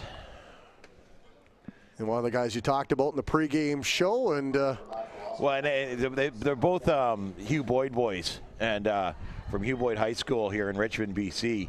And they play together. They know each other quite well, and they're just monster men down there. Every time you think one team has established themselves in some momentum, the other team pushes back. Under a minute and a half remaining now in the third quarter. The Snow Bowl, known as the Border Bowl. Solkowin now heading to the air, man over the middle, but he overshoots him by about 5 yards, and that will bring up third down. Number 99, Big Matt Harlan. I don't know if he was expected to go straight and do a seam, or if he was coming in on a post there. Well, he came in on the post, and the ball was a bit behind him. Froze the safety, which is good because there's no chance of an interception. But in this weather too, you can't guarantee where you're supposed to be. And if you're a football purist, you love defense, you're just salivating watching this game because both defenses have been phenomenal today, using great plays on both sides of the ball. And these kids, you got to give them props. It's cold out. I'm shivering here. Solkowin steps up under pressure, flag thrown, floats it up, it's caught. And it's caught at the same time. It was a drop though after it was caught, but there was some impact on the quarterback just as the flag was thrown. Yeah, but it was holding on the offense and then roughing the passer on the defense. So it's going to be 5 yards, but I think it gives them a first down at the same time. Yeah. These quarterbacks are tough, though. That's a few times they've stood in there and taken the hit to make the play. Well, and it's big number 99 comes through there and just he gets his hands up to try and block that pass. And the defender saw that the pass was going to be short and tried to go for it. Number 16, Kyle Soloway, and fell. And if he didn't fall, he was picking that off, and there was no one in between him and the end zone. Alberta with the automatic first down now, under a minute remaining in the third quarter. This game just flying by. Well, the funny thing here is the sticks don't actually move. The yard marker does, because they were back 5 yards. It was 3rd and 15. They just get to start over their downs at that point. There's the pitch now. Gross turning upfield, still on his feet. Gross with the pickup. Boy, he's close to the first down on that play. Really close, really close. You got a good head of steam there on the pitch to the outside. And you watch here, great pitch, perfect catching level. Cuts up into the hole, makes the defenders kind of slide a little bit, but then he's taken down pretty hard there. Thing you notice about Team Alberta, boy, they've got 3 really good backs that they can alternate now. We've 33, 21, and 35 so far. Yeah, Stark had that one really good set of downs. He kept pounding the ball up there, and throughout the game, Millar has really shown why they thought he was a big playmaker. Yeah, for sure. He has been excellent. With the handoff. Oh, and the BC defenses. We heard you talk about those running backs. And we got some good defenders ourselves. Yeah, Gross there. He actually had a path. He was heading for the path. He looked like he thought he had a green light to go. But Dylan Roach came flying in there and said no. He just great tackle, stopped him in the backfield. So that's the end of the third quarter already. This game's just flying by. Very few penalties. We saw 2 there on one play, and I think that's the most we've seen all day. These guys are doing a great job. You love to see a close game too, and a showcase game where it's partially about showing out those individual talents, but also showing how these kids can come together as a team very quickly. And boy, I think both sides have really shown that in spades on both sides of the ball, Matt. Very impressed with some of the play of these young men. Well, and this weather, coaches realize. I mean, I overheard one of the coaches talking over there at the halftime. Is that it's not about making the play in this weather. It's about making the effort to make the play. The mental toughness that no matter what the odds are against you, you're going to come out and fight. It's easy enough to say, oh, it's snowing, I'm not going to play, or it's snowing, I'm going to stay on the sidelines and stay warm. But the kids that are getting out here and making these plays, and you see it on both sides of the ball, these guys are battling. They want to play football here, and they don't care that it's snowing. The receivers on the right, pressure, he throws it. And coming back to attempt to get the ball, number 10, Tyler Killeron, but slipped through his fingers, and Team BC brought the heat with 2 guys coming off the edge. Well, number 6, Austin Balzer, comes in here untouched and flying. And, I mean, he had to stop himself from getting a roughing the passer penalty because the quarterback was lucky to get that ball away seconds before Balzer had his hands on him. Austin's a great tackler, good, fast kid, and he came in there and like he had a man on a mission. Another grade 11 that's playing today. The future of football in both these provinces looking bright as we've got 4th down now for Team Alberta, up to 30 seconds gone here in the 4th quarter. 3rd annual Border Bowl, the Current Stars edition. Both sides have won one game, so this is kind of the tiebreaker at the moment. It's the rubber match, that's for sure. And there's a fake punt and the give, and Team BC will stop them short of the first down. What a tackle by number 93, Kyle Lambert. At number 16, Kyle Soloway. The Kyles. We got 2 Kyles in there. And that was a great job. The fake punt's awesome because, it looked like it was going to work, but then Kyle said no thanks. Would have been a great 80s TV detective show, Kyle and Kyle. As Team BC will take over, 14:07 left here in the 4th quarter. BC just down by 2, and we talked about it. If the kicking game might make the difference, and in this game, yes, it might come down to that last 30-yard field goal to win the football game for either side. Well, and you're very true because, I mean, Alberta's only leading by 2 points here. We had 14 minutes left in the quarter, and BC's got the ball, so let's see what BC can do. They got to get the ball down that field. Yansu now under center. There's the handoff. Lots of blocking in front, pursuit from behind. And slipping ahead is Reese Mock for a gain of maybe 2. Well, you see here, this is they're trying to find their running back some room to run here. So they've gone to the four horsemen offensive set here, and they've got a couple of the big defensive linemen in as the lead blockers. So you got Dylan Roach out there, you got Nico out there. I'm trying to see who the other one is that they got going out there. Kyle Lambert. You know, they got to get some room here for their runners to run. No receivers now out. Everybody lined up in the backfield at the moment for Yan Su under center. No element of surprise in what Team BC's doing, but slips around one tackle, can't evade the second. Boy, what a big defensive play for Team Alberta's. The number 3, Ty Trurong, thought they could get around the corner. Well, and he did. He got past the first guy, but number 4, Cormac Schultz, just gets held up long enough that Cormac Schultz can get in here and just run him down. He's trying to fight him off, but there's just nowhere to go. Team BC now 3rd and long, down by 2, 12.5 remaining here in the 4th quarter. They went away with the 4 horsemen, and they got the receivers back out there, and they're going to give it a go. They'll empty out the backfield now. Yansu looks, got a man open, lunging for it, but out of his outstretched fingers was number 8, Marcus Parmar. One of the first times we've called that young man's name today. Yeah, Marcus here, he gets going and he sees the ball's a bit behind him, and he tries to change direction, and it's tough because what you can usually do on grass, you can't do in the snow. And so as he tries to change direction, he just doesn't get back far enough for the ball there. And one thing we've noticed, especially on Team BC, a lot of the receivers are smaller and quicker. We don't have those big, the lanky receivers that can come up with those big balls. No, and you're right there. We've got a lot of fast guys, but it's not helping us in this weather. You know, and by us I mean the BC team. 4th down now for Team BC as the official blows the whistle. It's a timeout for Team BC. And Matt, you've coached in these Border Bowls before, and you've got a kid playing these Border Bowls. What's the mindset of Team BC down by 2, and it's been such tough sledding to get anything going offensively outside of that kick return for a touchdown? Someone's got to come out with a big play here. Someone's got to come out with a big play here. These are football players. These are star football players, and it's time for someone to be a star. And if BC's going to get back into this game, I mean, right now they're playing in their own end. They're in the 4th quarter, and they can't get it past the mid line here. They've got to kick the ball down there, and someone's got to make a big play.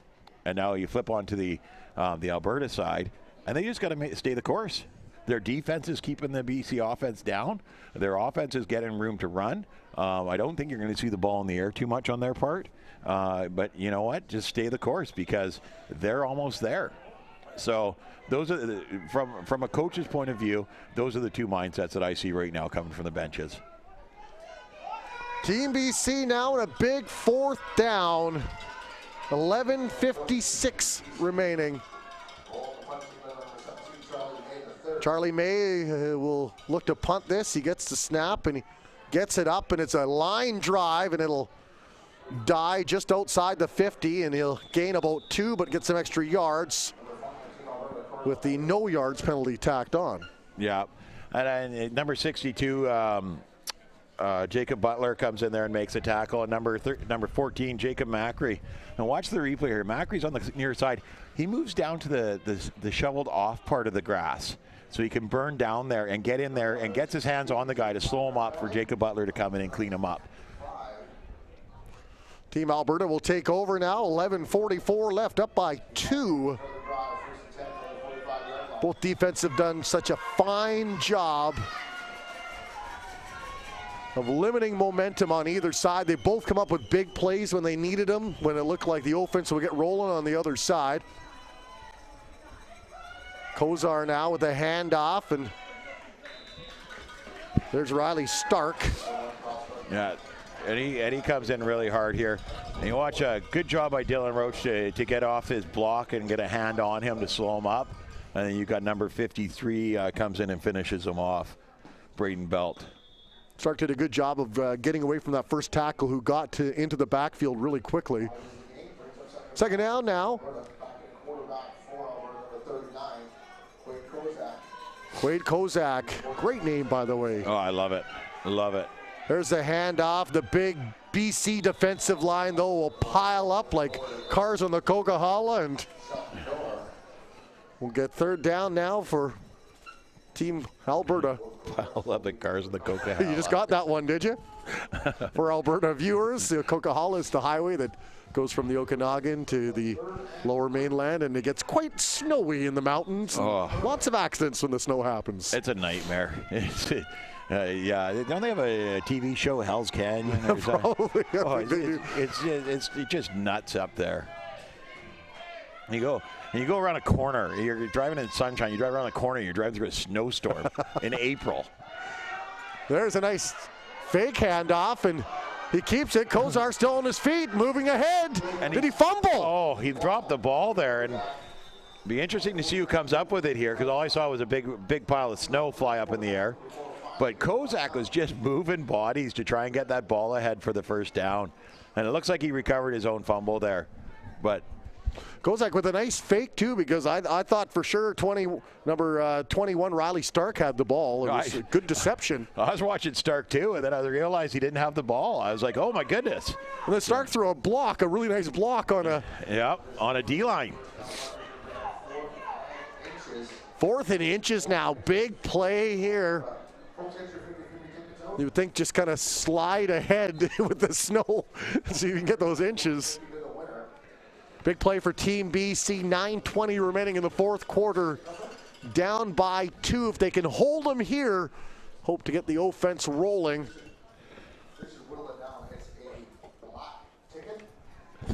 Okay, we're checking our 50-50. For some fans, the most exciting play of the game. 397,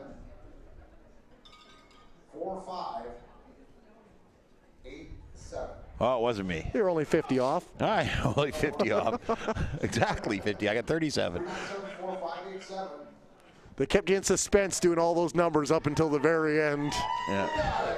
Up top, you come down to see this lovely. And then the big BC contingent, as a bird flew from the rafters out of nowhere into the snow. It's like a magic act you weren't expecting. Well, and that's the thing. They're not smart enough here in BC to fly south for the winter because they don't usually need to. No. See the man that won the 50-50 coming down to claim his bounty. That's my daughter Megan. They're selling the 50-50 tickets and helping us out here today. I saw her shoveling earlier. Boy, you got some great kids out there helping. I got the whole family here today. I got my oldest boy is at work, so he didn't make it. But Jacob's playing, and Megan and Emily were shoveling the stands and shoveling lines. And Lucas has been here since 9 o'clock this morning. I'm pretty sure him and Emily are hiding in the car right now, though. I'm pretty sure of that. That's what Wi-Fi is for, right? Yeah, but we signed up to this Border Bowl program 3 years ago now, 3.5 years ago, and the Future Stars and Shel Sangera said to me, "Hey, you want to do this with us? And we need a defensive line coach." I said, "Sure." Next year, I got my own team. My family's been to all the games. They do the 50-50. They help out at the gate. I think he might have gotten Alberta, enough. I think, got enough as they plow ahead, and they're signaling first down. Well, that's what it's about. You got your family involved, and you see so many other football dads out there shoveling the sidelines, and everyone contributing, selling tickets or programs. Yeah, and it's a big football family, and it's great. I mean, the May game is like a vacation. We go up to the interior, or we go to Alberta. The whole family goes. We get to play in the sun. This one here is a little bit cold, though. I think I might have to be bribing some kids to do some volunteering next year, that's for sure. 1st and 10 from the 34 for Alberta, up 8-6. Kozak holds on to the ball. He'll move ahead again, and look at him. Ramming through him. And I think he's got enough for a first down off of that run, Matt. Oh, I think it was really close. Just a freight train here. This young man, and he showed he could throw the ball, hand the ball off, but he's keeping the ball now and taking care of business himself. And I mean, and Alberta's doing the right thing here. Is they look at that big hit there, another big hit, threw a defender there, and he's dragging a defender, and finally gets taken down after. Oh no! Look, at about a yard short of a first down. They'll set up 2nd and 1 for Team Alberta. For Team BC, though, the clock continues to tick. We're approaching 8 minutes here in the fourth quarter. 2-point lead for the visitors from Alberta. Well, and like I said, they're doing exactly what they want to do, is control the clock, control the ball, march it down the field. Both teams have put on a show, and you got to give credit also to these brave fans who are not used to these temperatures. Oh. Yeah, it was a first down. Yeah, they did. They took a look at the spot there, and I guess the good part of here is that you can see where the ball went down from the indent in the snow. It's like watching the long jump. Yeah, no kidding, eh? Where they landed in the sand, you can see their heel. Exactly. Team Alberta moves the sticks. Trying to move closer to the end zone. There's the give. Marching ahead, just trying to pick up the number of the young man as he makes his way up, and it's number 33, Millar. Millar, yeah. He hits this line hard, as he's done all day, and he just moves a few bodies before he's swarmed and just buried in the snowbank. Just a great visual. You see that on the replay, all slowed down, the snow kind of wafting up. And yeah. Big thank you to all of you watching. And hey, you can let us know. You can comment on our YouTube page. If you've got a YouTube account, let us know where you're enjoying the game from. Make us jealous. Talk about your fireplaces and your hot cocoa and whatnot, as Alberta's got the ball in the handoff again. And BC closing down quickly, and Millar will be driven down, and a gain of about 4 or 5 on the play. Yeah, a good gain there. He follows his blockers out, gets the defense to commit, then turns upfield and drives forward and picks up enough. Well, not quite enough for a first down. He's going to be about 2 yards short of the first down here. But, I mean, they got 2 downs to get 2 yards right now. And now we've got 6:45. The clock continues to roll as the visitors from Alberta have done a nice job of keeping on the ground here in this fourth quarter and keeping that clock marching.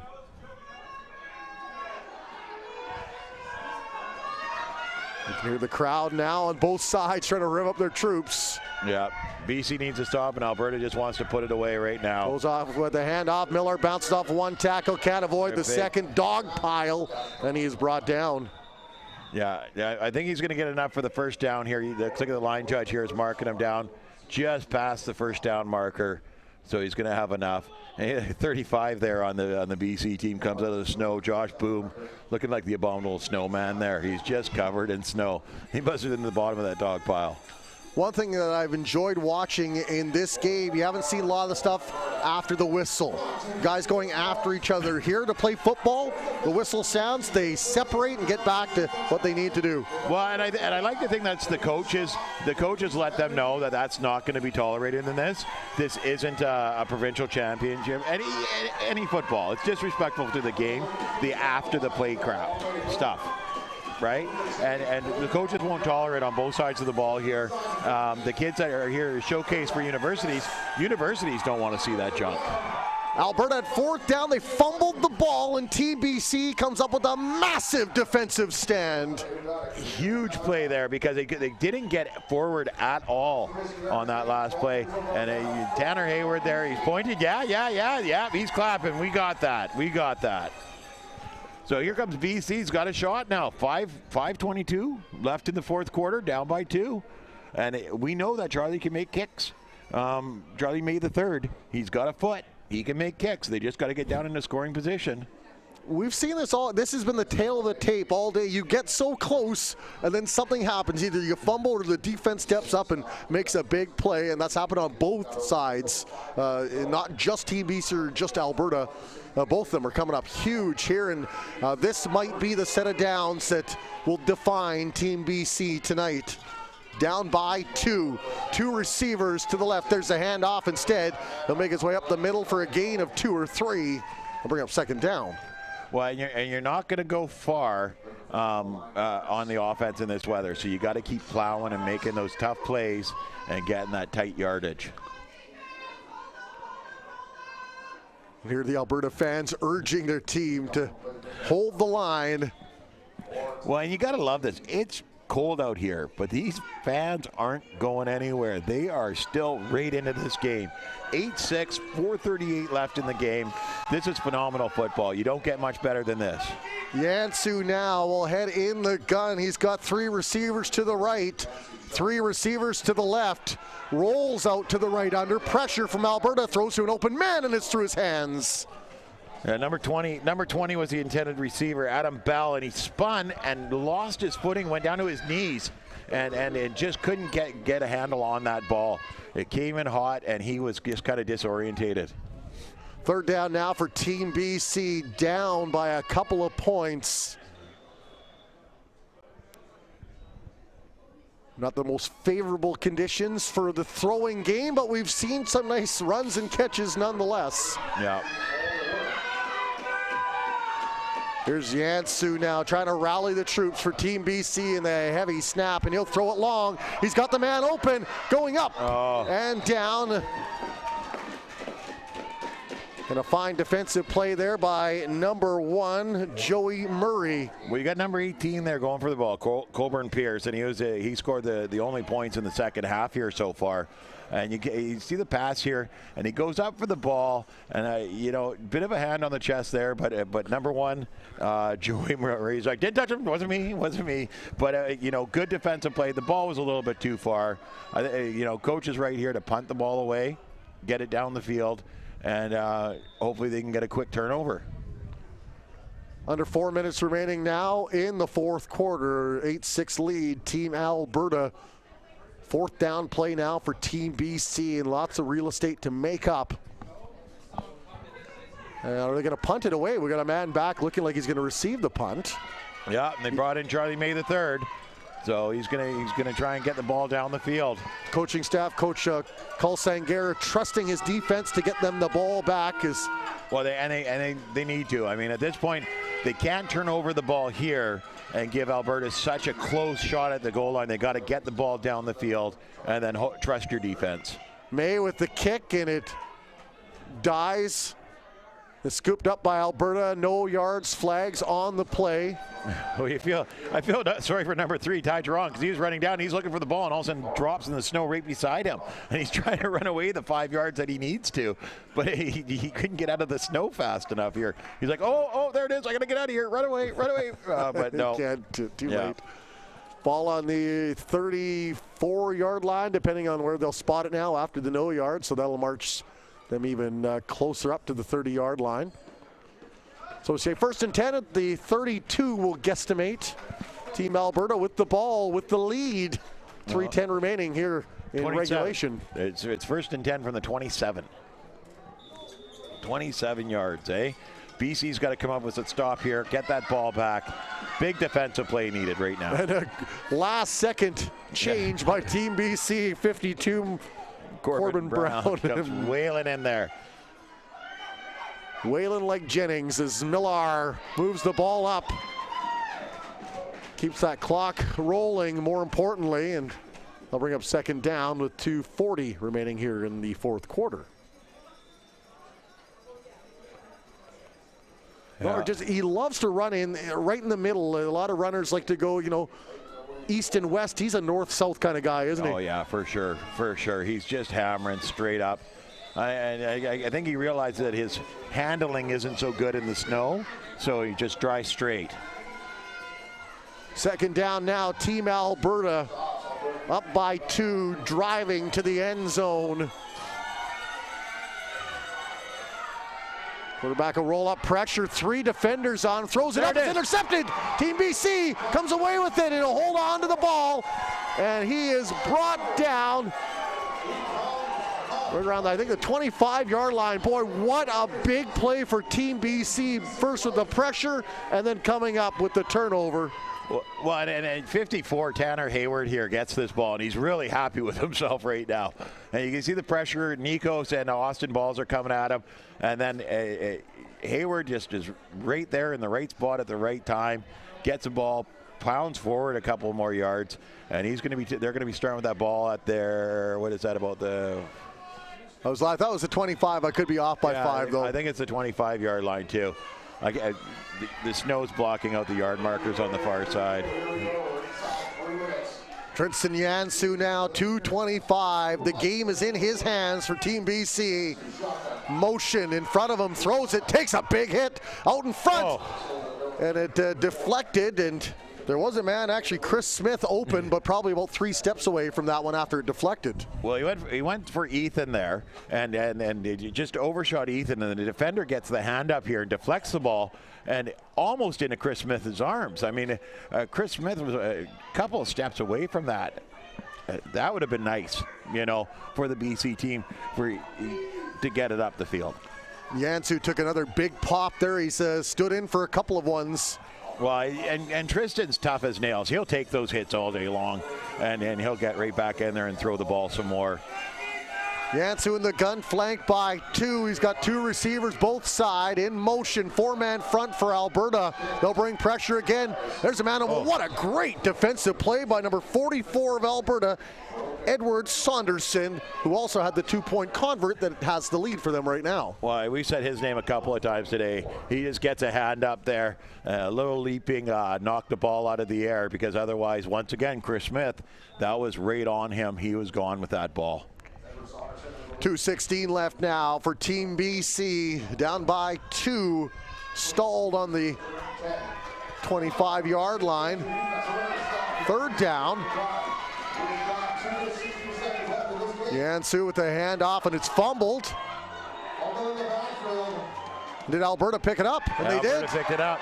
You have to wonder if that's the sound of a nail hitting a coffin. You know, I don't know if the well, I'm going to put my faith in the defense here. I'm going to put my faith in the defense that they're going to figure this out, because you see the pitch there, and Ty just can't get it, and he tries to pick it up instead of just falling on it, and the defender comes in, and I can't see the number on the defender here, and knocks Ty backwards off the ball and drops on the ball himself.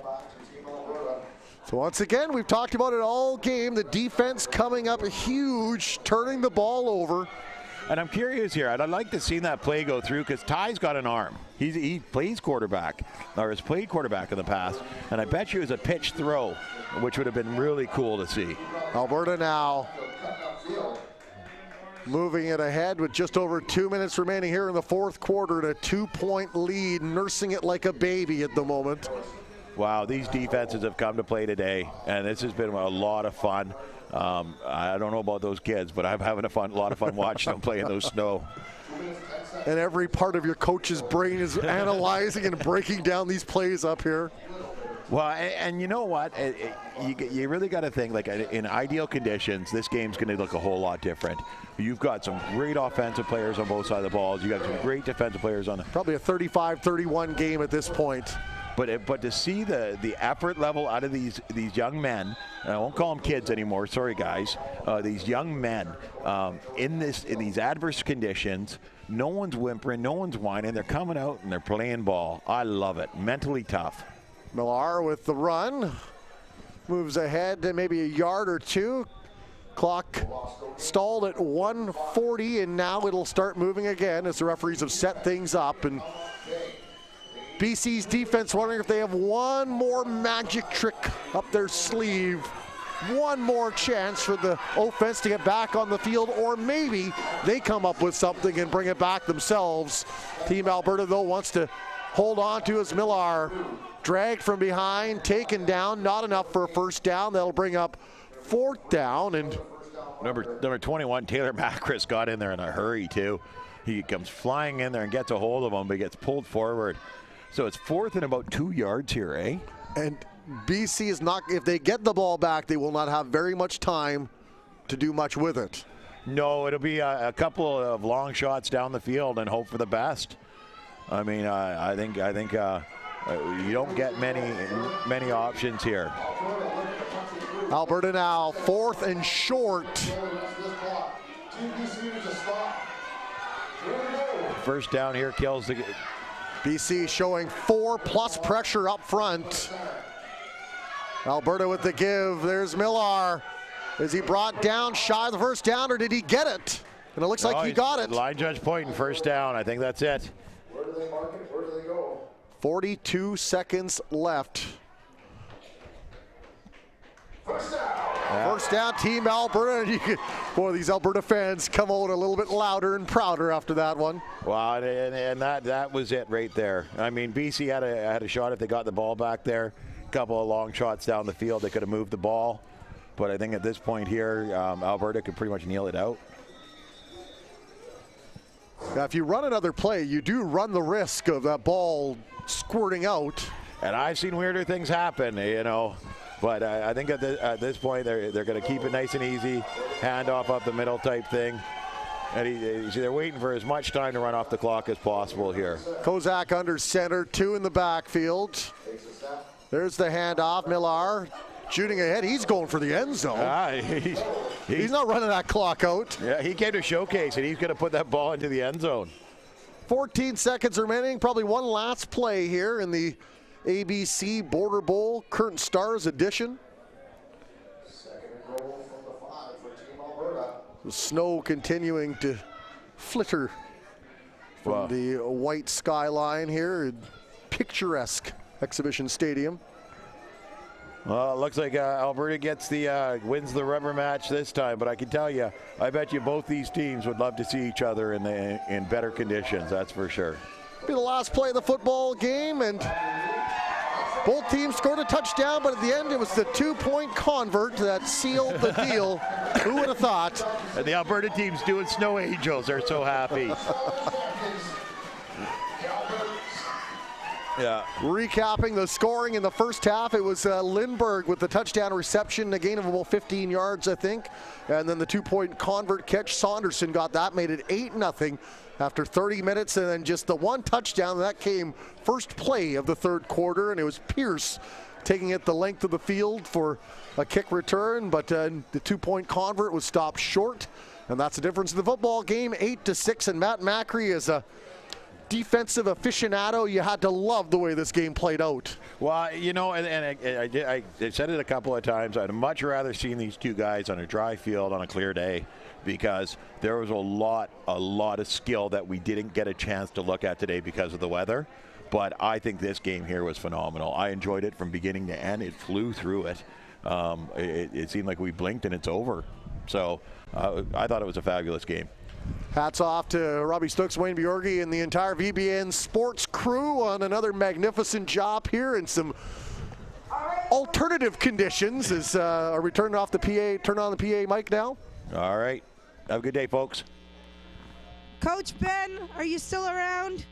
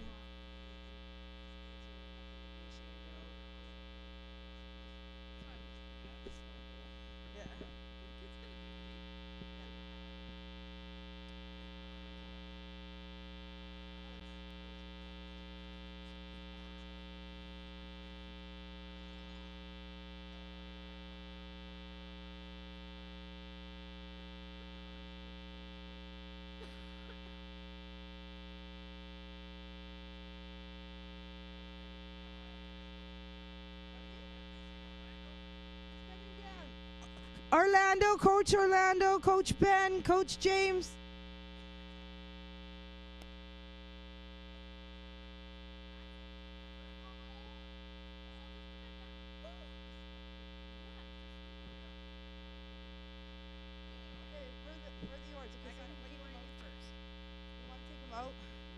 Paula, you know what to do. Paula Sharp. You got the ring?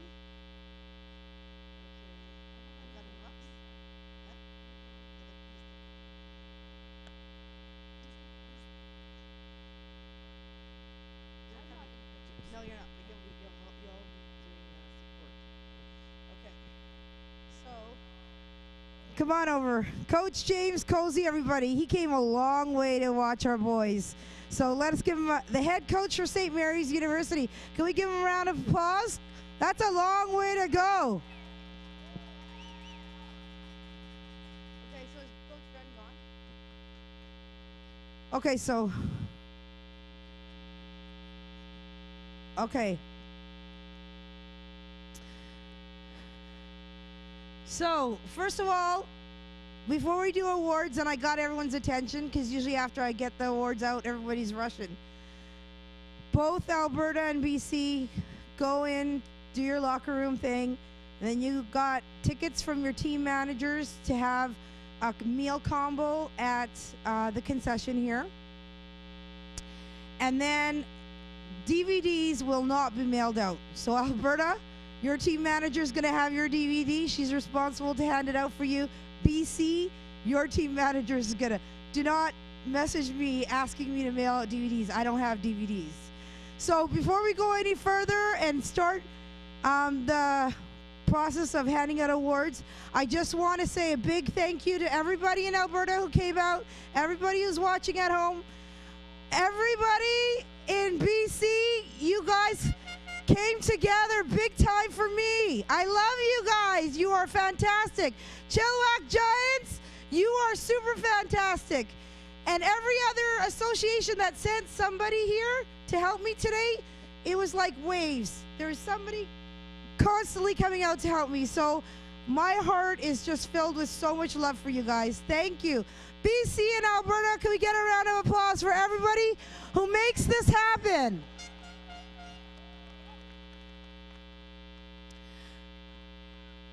There was a gentleman who flew in from Waterloo, and he was sweeping the stairs.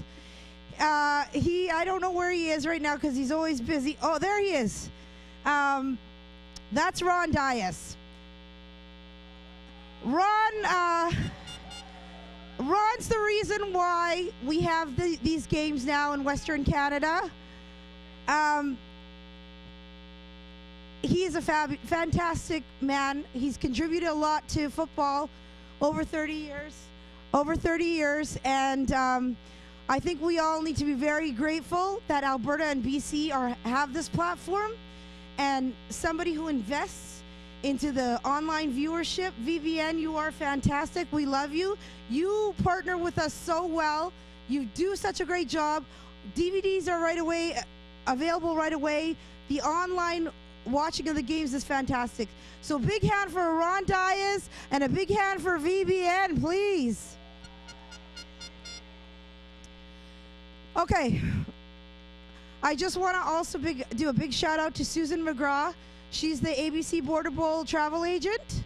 She's the one who's coordinated all the changes and everything. So Susan McGraw at Higgins Travel, I know you're watching. Love you. Langley Rams, you know what? Whether it's junior football, youth football, community football, high school football, we all have to come together to make it work. So big shout out to the Langley Rams for stepping up and helping us out in this situation.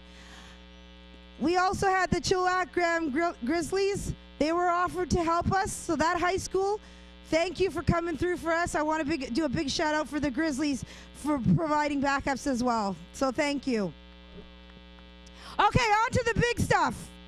All right, coaches, can we get Coach Ben and Coach James Cozy over here to do the awards?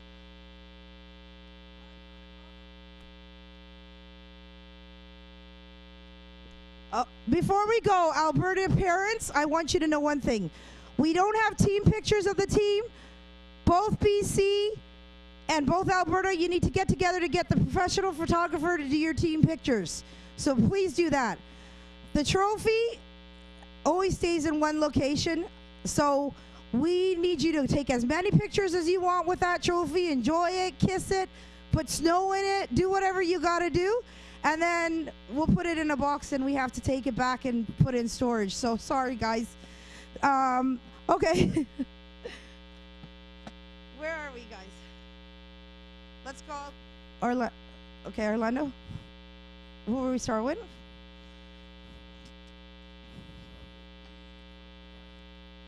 We'll do BC first. Okay, so we are starting with the BC team. So the BC Current Stars, most valuable defensive lineman, being presented by head coach Ben McCauley from the Okanagan Suns. It goes to our big man, number 61, Dylan Roach.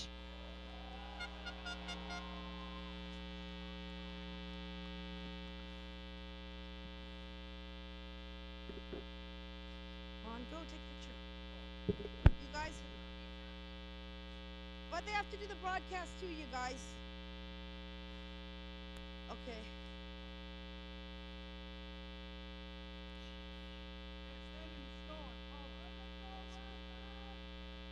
Way to go, Dylan!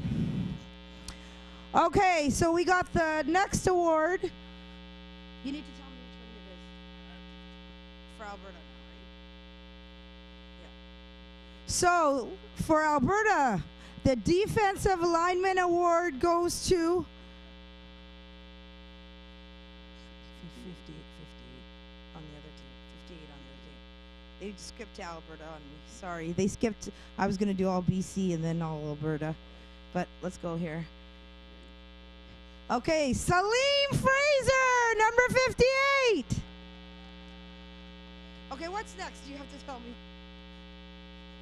O-line. Ron. Go on. O-line. I know this guy. And then what's the next one? Are we doing O-line first? Okay. Okay, so we'll do O-line. So, for BC Current Stars, this boy had his daddy out here shoveling snows. Make way for him.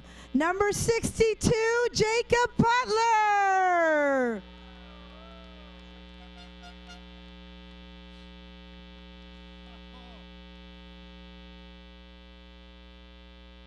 Okay, what's the next one, you guys?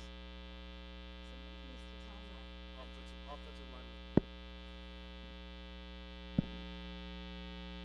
For Alberta, yeah, for Alberta, right? Yes, it's over. What is it?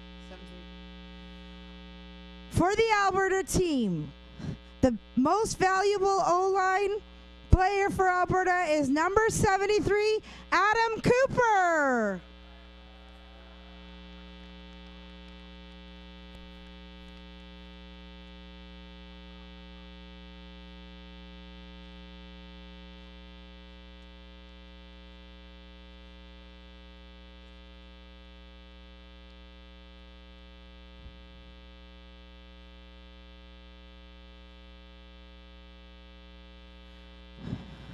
Okay. So for BC Current Stars, the Defensive Back Award goes to Tanner Hayward. Okay, and then number 4 on Alberta, defensive back.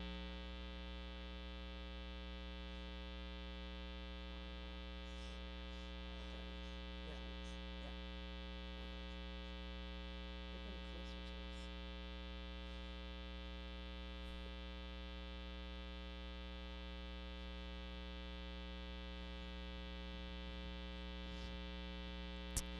For Alberta, the Defensive Back Award goes to number 4, Cormac Schultz. Okay, then no O-back, right? Okay, I got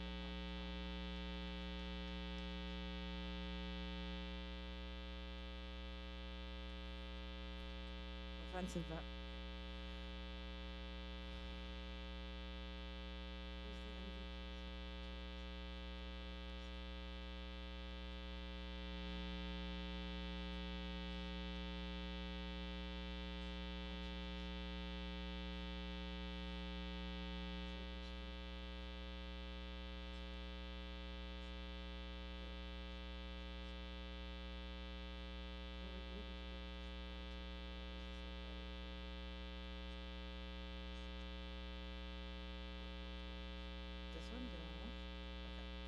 Okay, are we ready for the next one?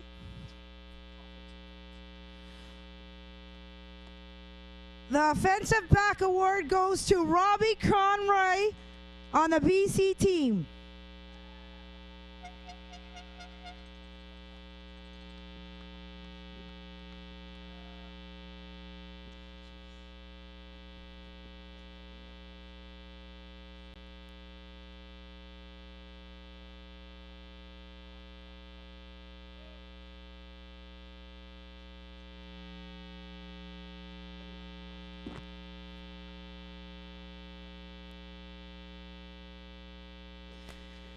And for Alberta, number 33, Justin Miller.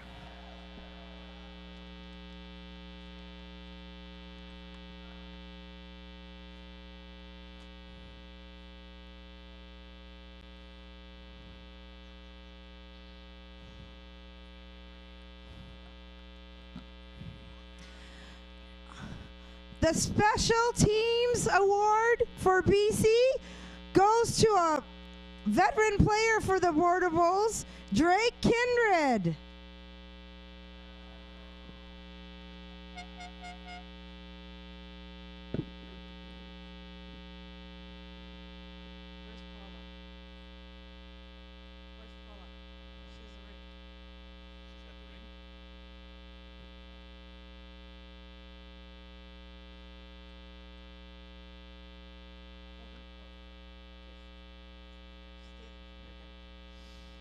The Special Teams Award for Alberta goes to Mitchell Gudgeon.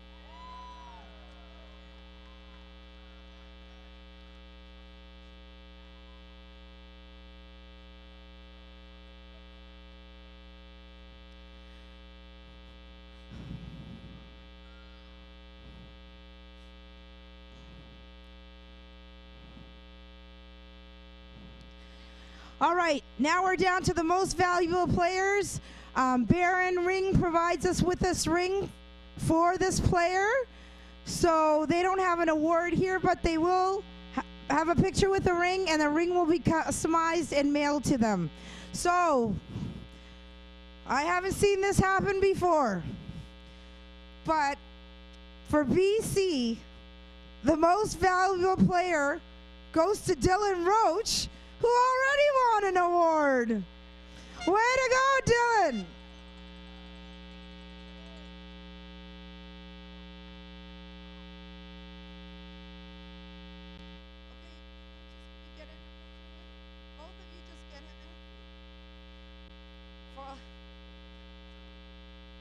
Oh yeah. My fingers are not so good. I'll send it to you anyway. Okay, wait.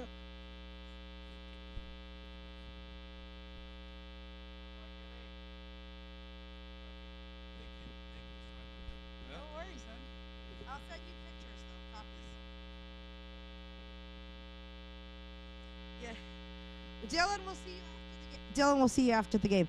Okay, so for the most valuable player for Alberta, are you ready for this?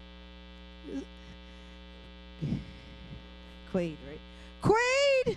I don't know how to say this. Roser!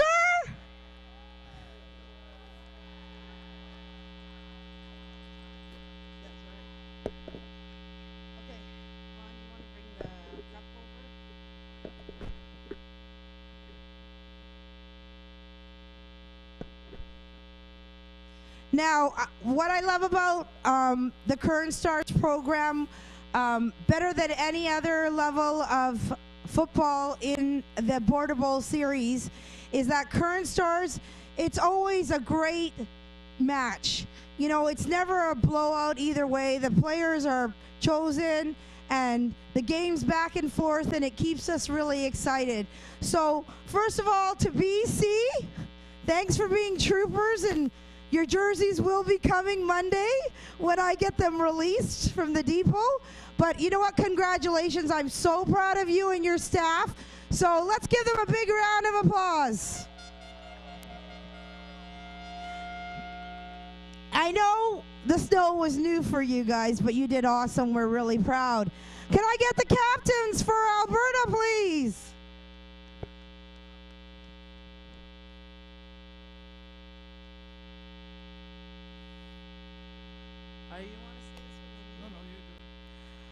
right. The new Boardable champions for 2016 Current Stars goes to Alberta!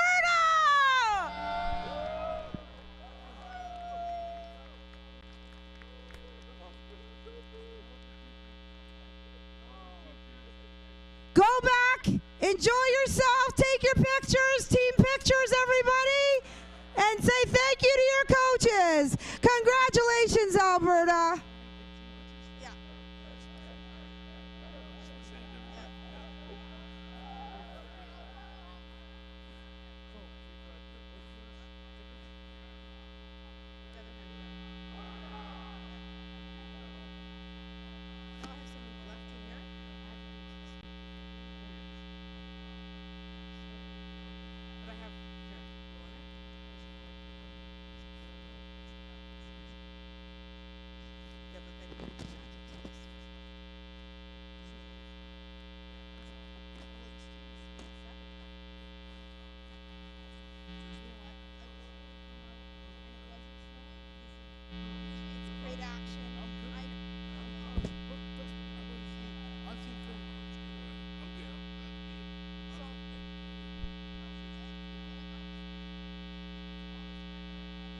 Test.